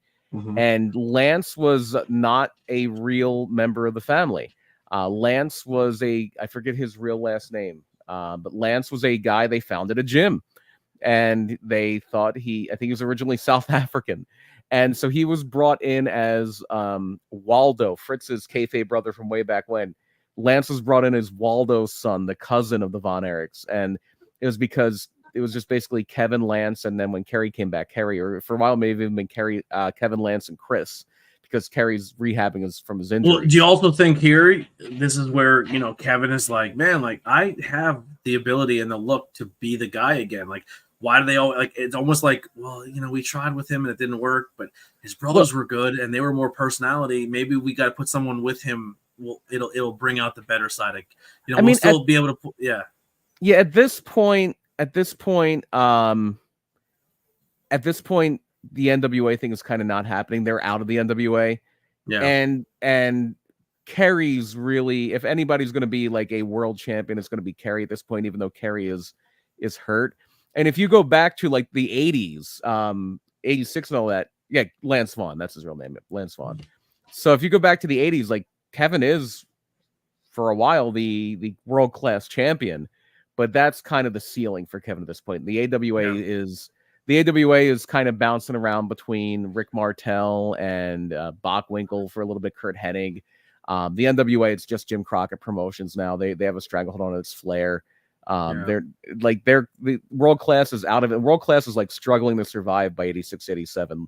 Like to the point again, here's another peering into the mind of Fritz Von Erich.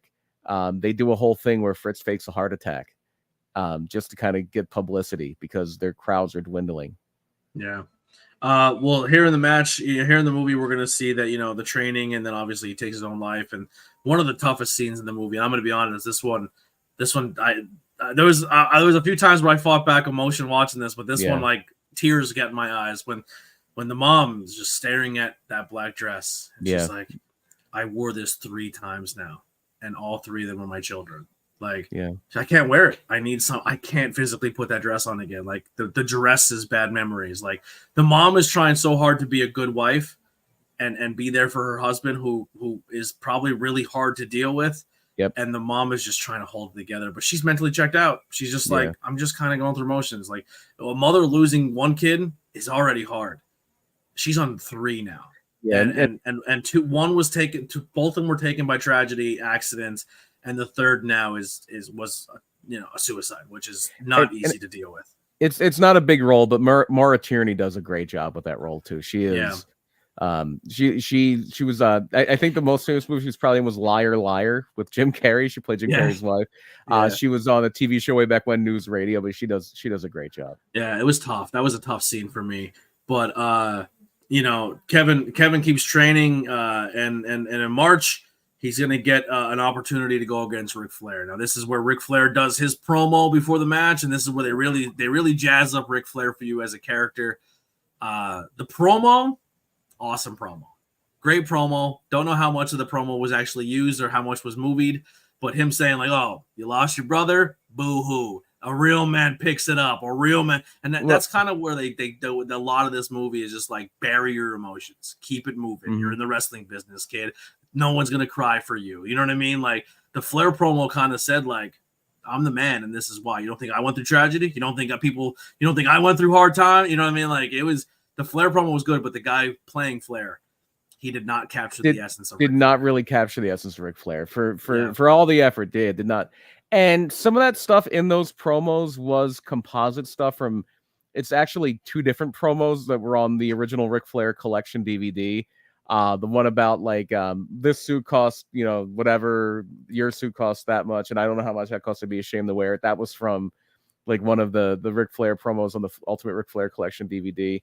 And then the other one is like, I think what you're talking about, like if you're a man, you don't cry about it, you take life, the ups and downs. If you're a real man, you stay up, you don't go down. that is like from a promo he did just for Mid Atlantic, for NWA. Yeah. Like that is just ripped from an actual promo Ric Flair did. It had nothing to do with the Von Erichs. Yeah. Well, it makes it look like Ric Flair is essentially insensitive to the tragedy of the Von Erichs and Kevin, which then will lead into the match where Kevin goes crazy and he puts the Iron Claw on, and Flair grabs a hold of the rope and he won't let go. He pushes the ref away, and he's going to get another opportunity at the World Championship, but unfortunately he's going to lose this one to DQ.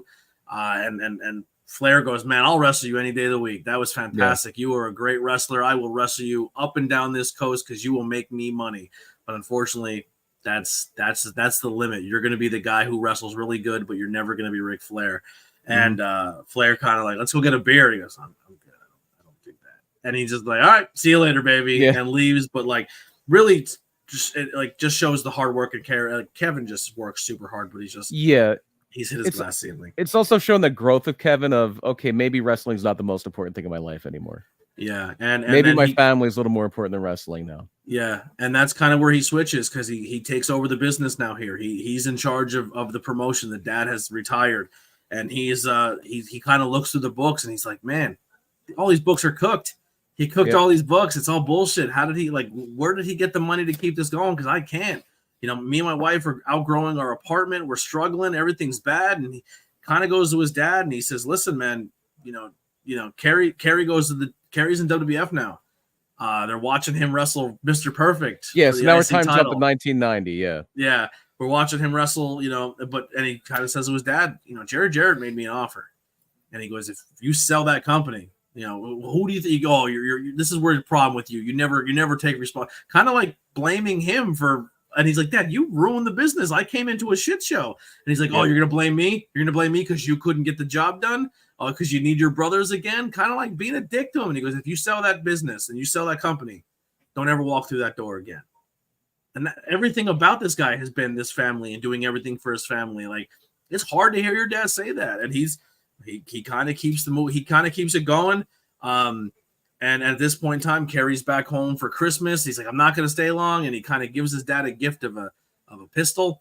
And, you know, and then it kind of cuts to a scene in a hotel room at night where Kerry calls Kevin. And he's like, I'm not good, man. I'm struggling. I'm hurting. I have nobody. I don't have, like, you know, WWE's not going to resign me. Like, they're going to let me go. I'm going to lose my job. I don't know what to do. I'm struggling.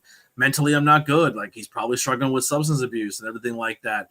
And he goes, don't worry, man. Like, head home.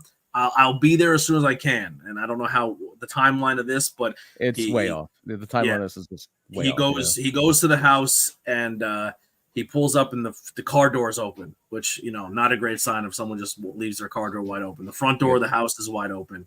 And as he's going to walk in the house, he hears the pop. And he looks over, and his brother is now laying on the ground. Self-inflicted gunshot wound to the chest. He shot himself in the chest. And Kerry Von Erich, unfortunately, has taken his life. Do you want to kind of give us a little bit timeline here? Yeah, so this is these are some kind of wild time jumps here. So the funny thing is, Kevin never really ran the company. They kind of make it like that. They even have it where, like, he can't go home. Like, there's this whole subplot where he just can't go home. He can't face his family. He's literally sleeping in the office at the Sportatorium. Yeah, and I think it's even at Mike's funeral. He's like, Pam's like, when are you coming home? You need to come home. And he just can't do it. And eventually he finally does. It's like that symbolic breaking of, you know, wrestling having this control over his life. But it's really, by the time Kerry's in the WWF in 1990, they had sold to Jerry Jarrett 2 years prior. And even before that, the World Class was really, it stayed alive for a little bit as Kevin and Kerry were really hot. But by the time Kerry has that motorcycle accident, it's tough. And it's not just because David died and Kerry's hurt and Mike dies too, but wrestling's changing. The territory system is dying out. The WWF is taking over and everybody else is just fighting for their lives.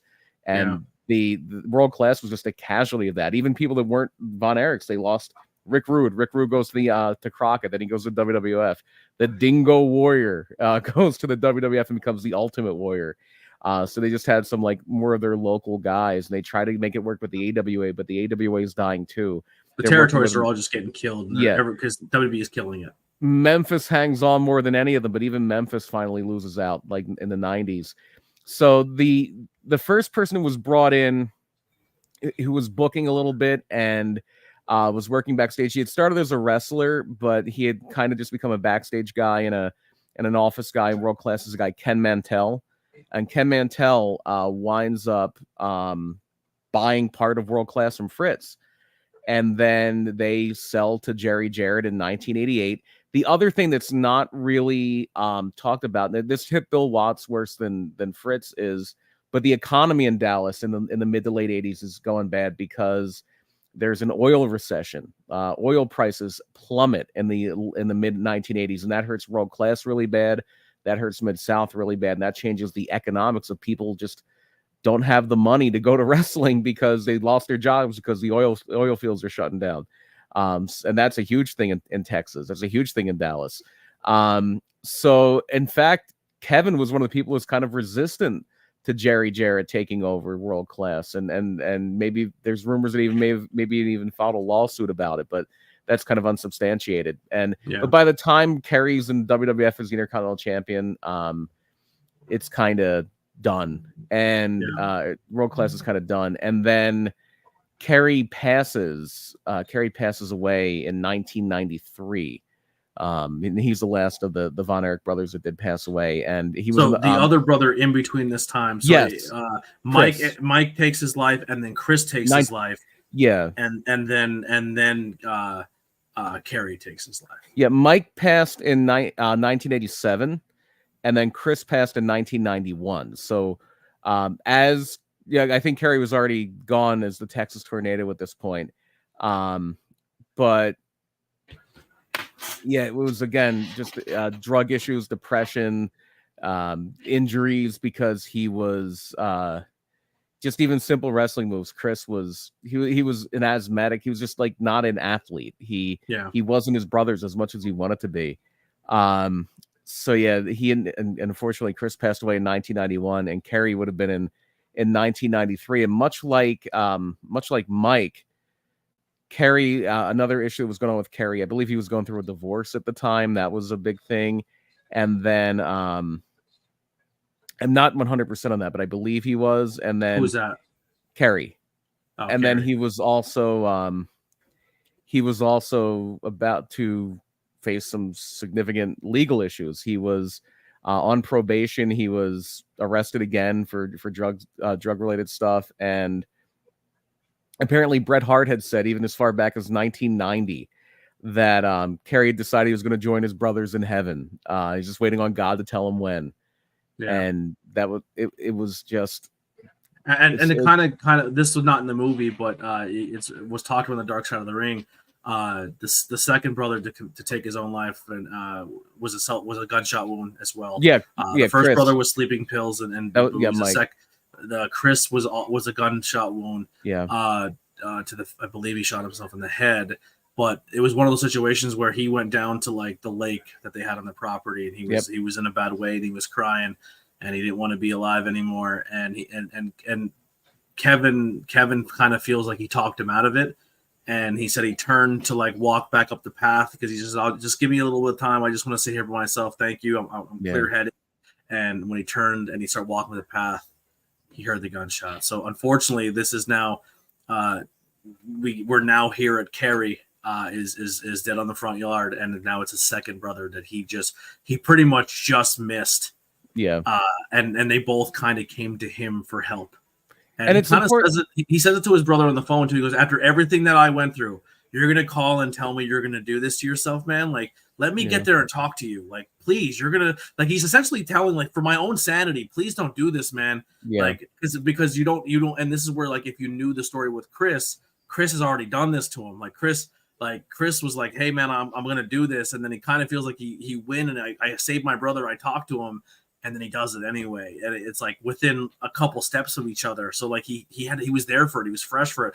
Like Chris was still like in his death rattle while Kevin's holding him. You know what I mean? Like this this guy went through it. You know what I mean? And there's a really crazy scene here. He kind of, he goes after his dad. He's like, I just told you to look out for him, talk to him, be there, be a fucking father. Like, fucking get yourself in a check and just talk to your fucking kid. Like, he's choking him. Like, he looks like he's gonna kill him. Who knows if that's true or not? But it made a good point to the movie that like he kind of feels like he got that frustration out of it. Instead of swallowing it all the time, he took it out on his dad.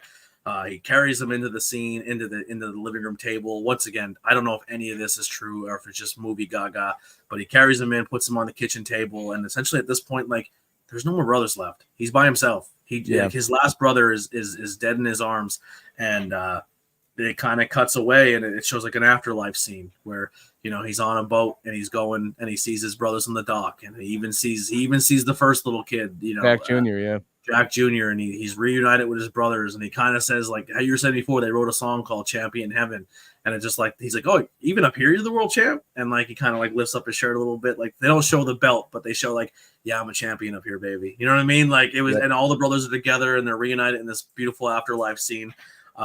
It shows that you know, he sells the company to Jerry, and he's like, hey, your dad tried to intimidate me, and then he goes, I'm glad it didn't work. And then it kind of shows the dad coming home, and he says to the wife, like, what's for dinner? She's like, I don't know, I didn't want to eat. Figure out your own. Well, yeah, that's something that's not really touched on in the movie. By the time Carrie passes in 1993, Fritz and Doris, or Dottie as they call her in this, had divorced. They divorced in 1992. Yeah. So that marriage was breaking apart. And how can you withstand like that much loss? Yeah, and they can tell like the dad's lost his kids, he lost his wife, the wife lost her husband. Like there was just so much loss here.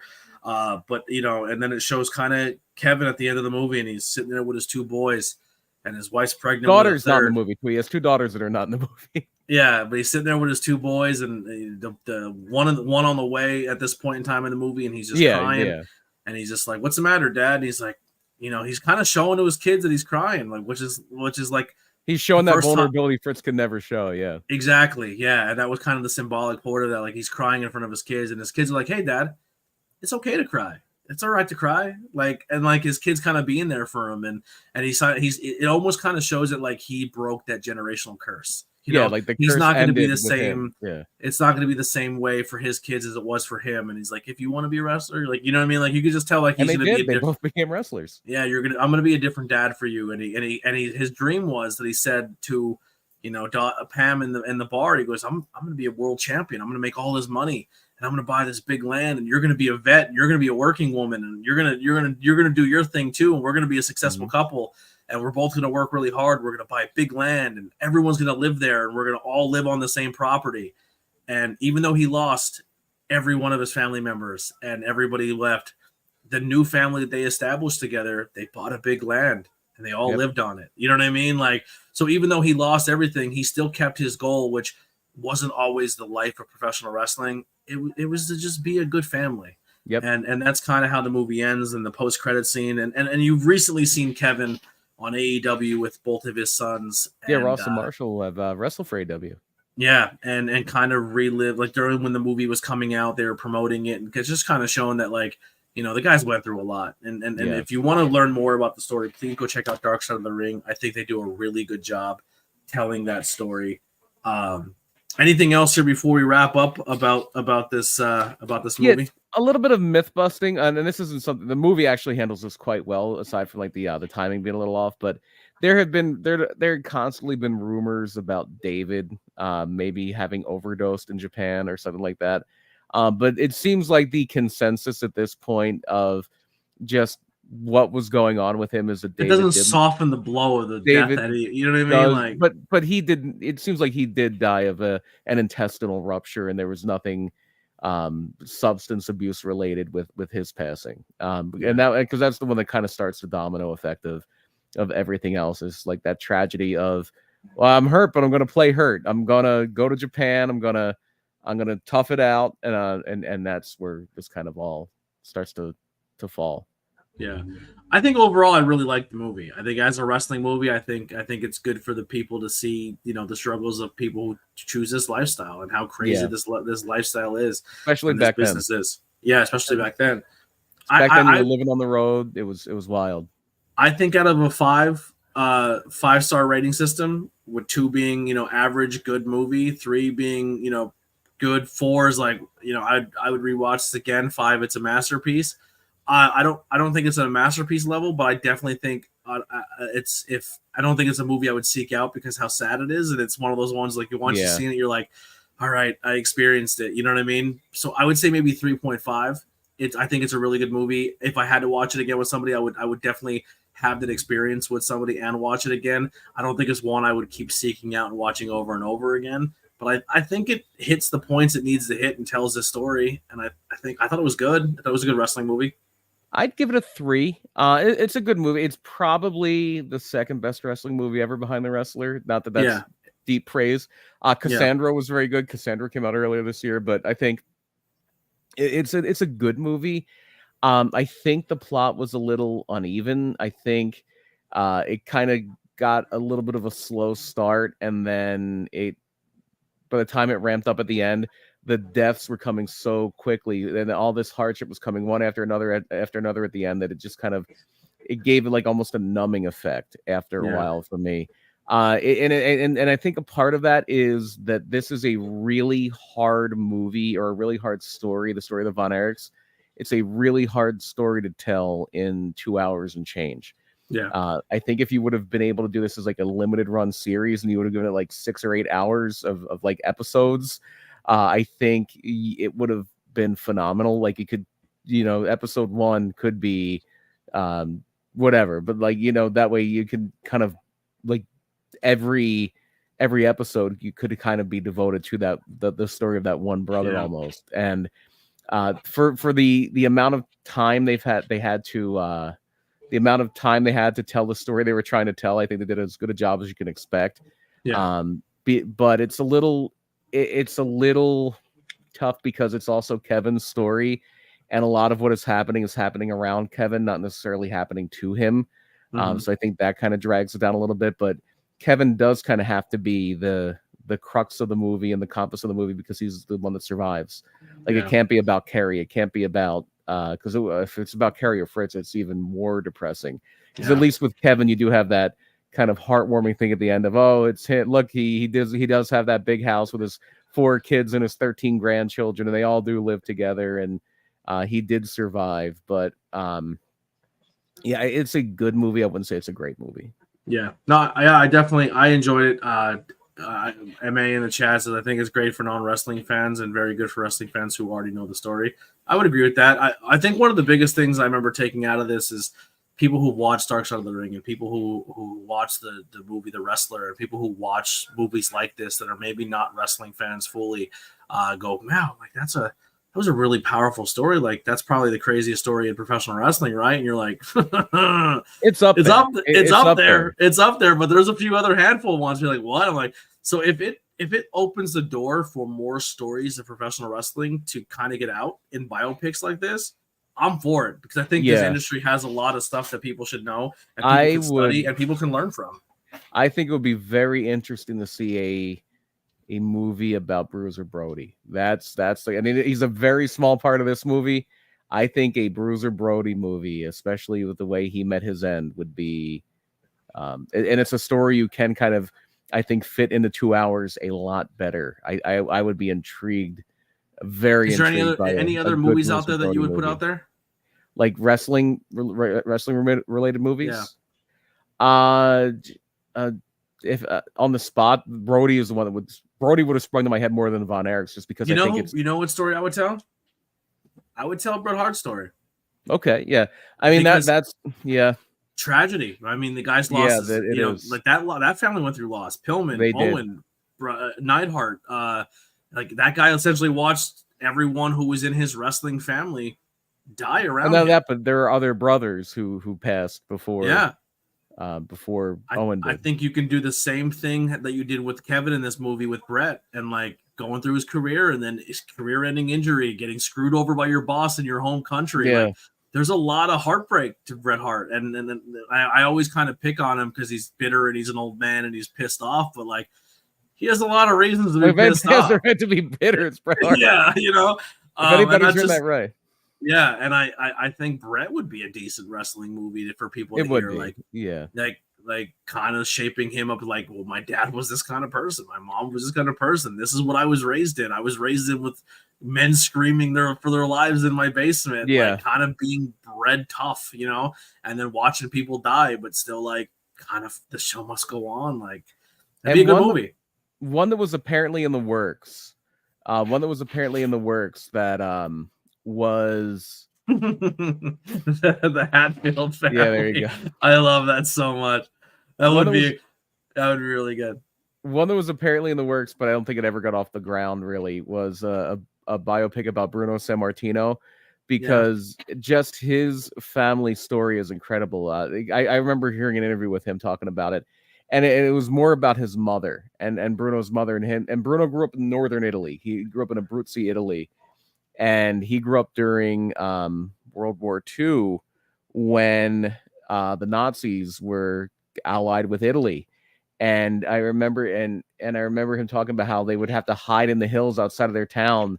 And his mother would sneak into town and steal food out of the houses the Nazis had taken over, because the Nazis had taken over all the houses in the town, and she would have to go in and steal food and then just bring it back up to them because they were hiding like a little cabin up in the mountains. And then he comes over and he's kind of sickly and very gangly and like just a weak child.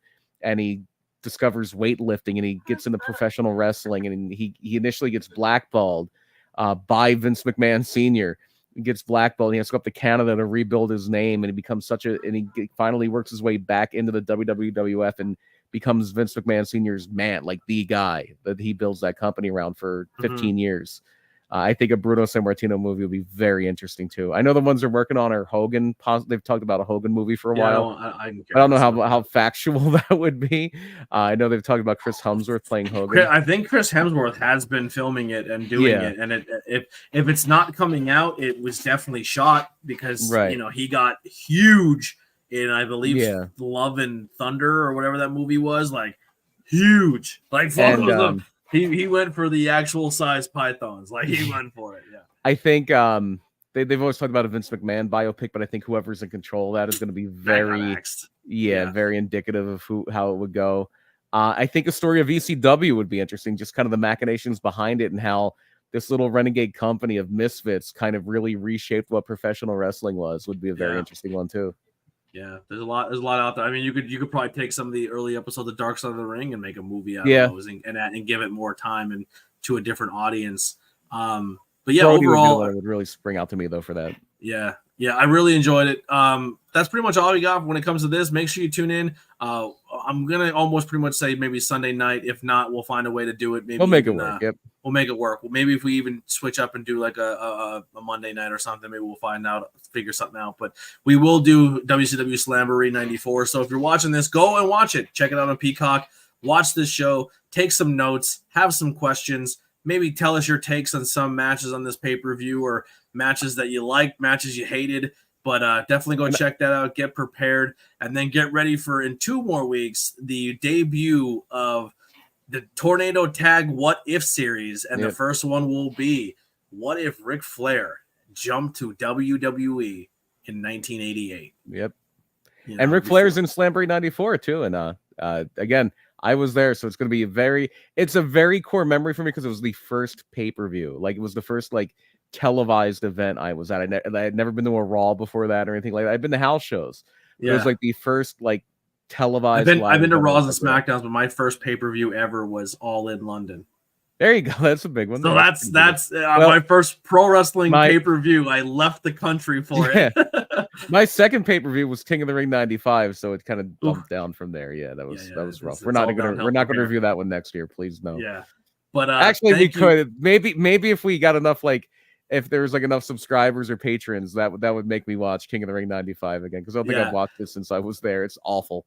It's horrible. Then Tuesday we'll be doing a movie review where I will be watching the movie Lighthouse, and we'll and be reviewing it with none other than Abs, baby. So myself and Abs will be reviewing Lighthouse, and then myself and Courtney will be on Thursday night doing Terrifier 2. So that's what to look forward to the rest of this week. I was going to do some live watch-alongs for Raw, AEW, and SmackDown. Unfortunately, with the live streams, man, it was like super chats are there, donations. I was doing that to essentially get more subscribers, donators, stuff like that. Maybe make a couple bucks by going live, get some watch hours. But I feel like with the YouTube thing being down, I'm going to wait until YouTube gets fixed where people can donate and grow before I go back to doing live watch alongs. But I'm still going to do this content. Like if no one tips or donates or I can't get something through that, I don't care. I like doing this. I want to keep the idea of the podcast going, and that's what this channel is for. But the other bonus stuff is just ways to maybe keep the lights on. If you want to help keep the lights on, t-shirts. I know we said we're going to do t-shirts on the 13th and rotate logos and all that, but I need you guys to know to change t-shirts and add new t-shirts and set everything up and resize everything and do everything you have to do on Teespring is insanely tedious. So to do it for 2 different logos, 15 different products each one is a lot of work, and I'm just going to keep it a buck. To do that every single month and make 0 sales is kind of disheartening. So I think there's plenty of logos out there you can buy. I think all the base logos are all available. Once we start selling some t-shirts and people start buying the shirts that are there, whether it's the Tornado Tag logo, the ABJ podcast logo, once they start selling and I see there's, people can afford it, the listeners are into it, we're getting that support, then I'll start dropping some bonus logos. And maybe you guys can start collecting them. I don't know if it's like times are tough, people can't afford things, or they just don't really want to wear podcast merch. Whatever it may be, I'm not offended by it, but I just feel like all the time I would put into redoing logos every month, I can be putting into maybe promoting more or making more clips or doing what I can to make the show better. So if you want bonus logos, that it's going to be one of those things where I think we're going to have to start showing that we're buying the other ones first before there has to be a demand for it, and it doesn't really seem like it's there just right yet. But that's pretty much all I got. BP, anything you want to plug before we get out of here? Upcoming, I think I mentioned I'll be at HTW this weekend. And then the big one for me is going to be, and unfortunately, I know you'll be doing some other stuff. Our buddies at New Era Pro Wrestling are going to be running on June 15th, but I will be at PPW where I do quite a bit, quite active there.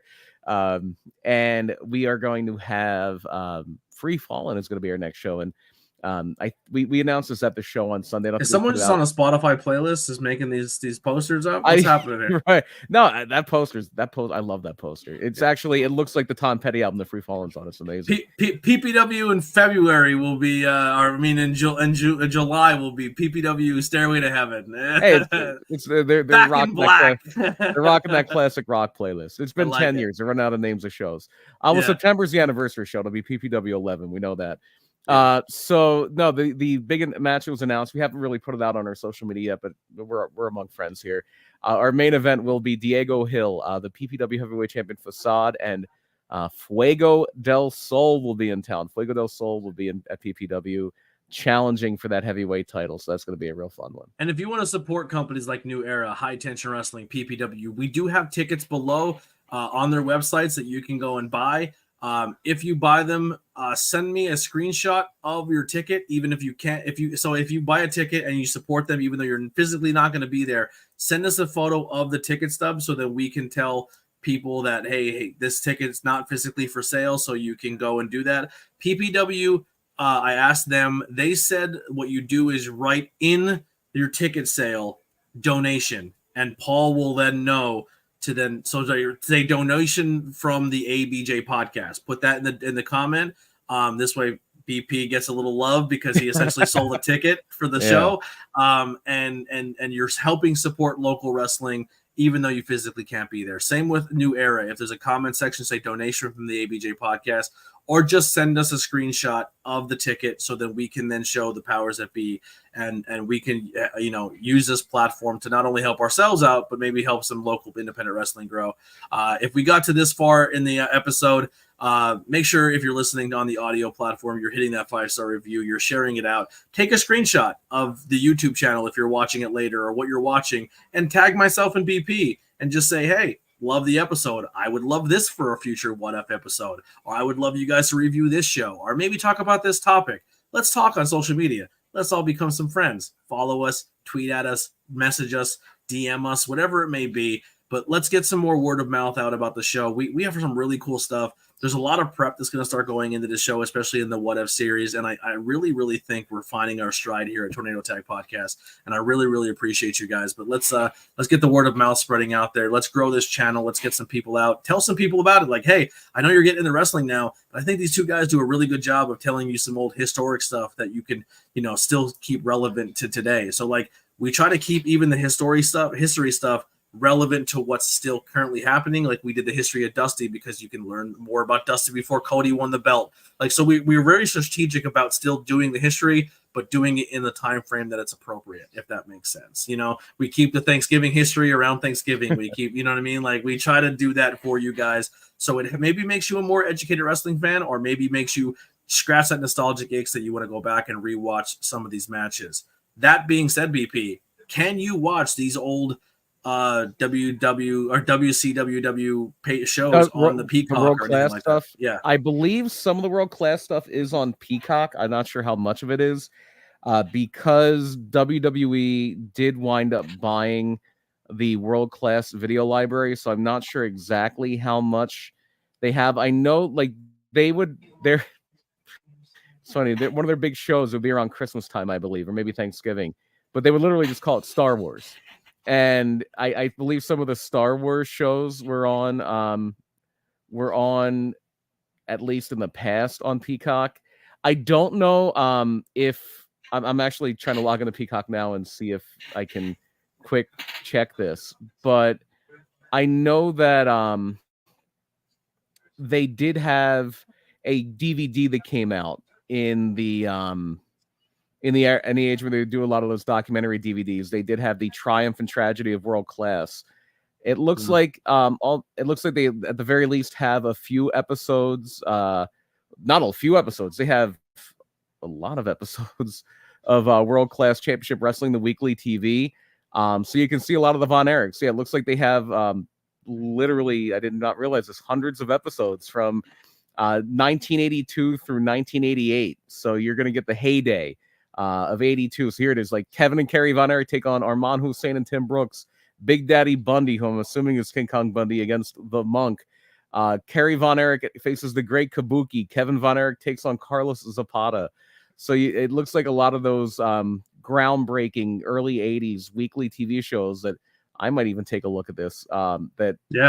I've always heard were these groundbreaking shows. I mean, obviously now they're going to look dated. They're 40 plus years old, but they were so cutting edge at the time. So you can really kind of look at the weekly TV through the heyday of the Von Erichs, which is really like 1982 to probably, 1984, because that's when David passes, but 1982 to 1986, because they still had some juice with Mike. Mike wasn't David, but they still had some juice because Kerry was one of the biggest stars in wrestling at that point. Kevin was always Kevin. I mean, and I guess they do a decent job of putting this. And I'm not trying to be mean, but Kevin really probably wasn't on the level of David or Kerry, but he was really solid. He was somebody you could always keep that territory moving with. He was a great regional champion. He was a great main event babyface for the territory, but I don't know if he had that NWA World Champion chops that David and Kerry had. Yeah, so go watch some stuff. Let us know if you come across an old episode you think we should check out, or an old Von Erich match you think we should watch. Future episodes, hit us up. Message us on social media. Tweet at us. Let's have some fun. But we're going to get out of here. Here's some music by the Converse Kid. I know this is not the Tornado Tag Podcast. We will bring it back for the next episode, I promise. We love you guys. We'll see you on the next one.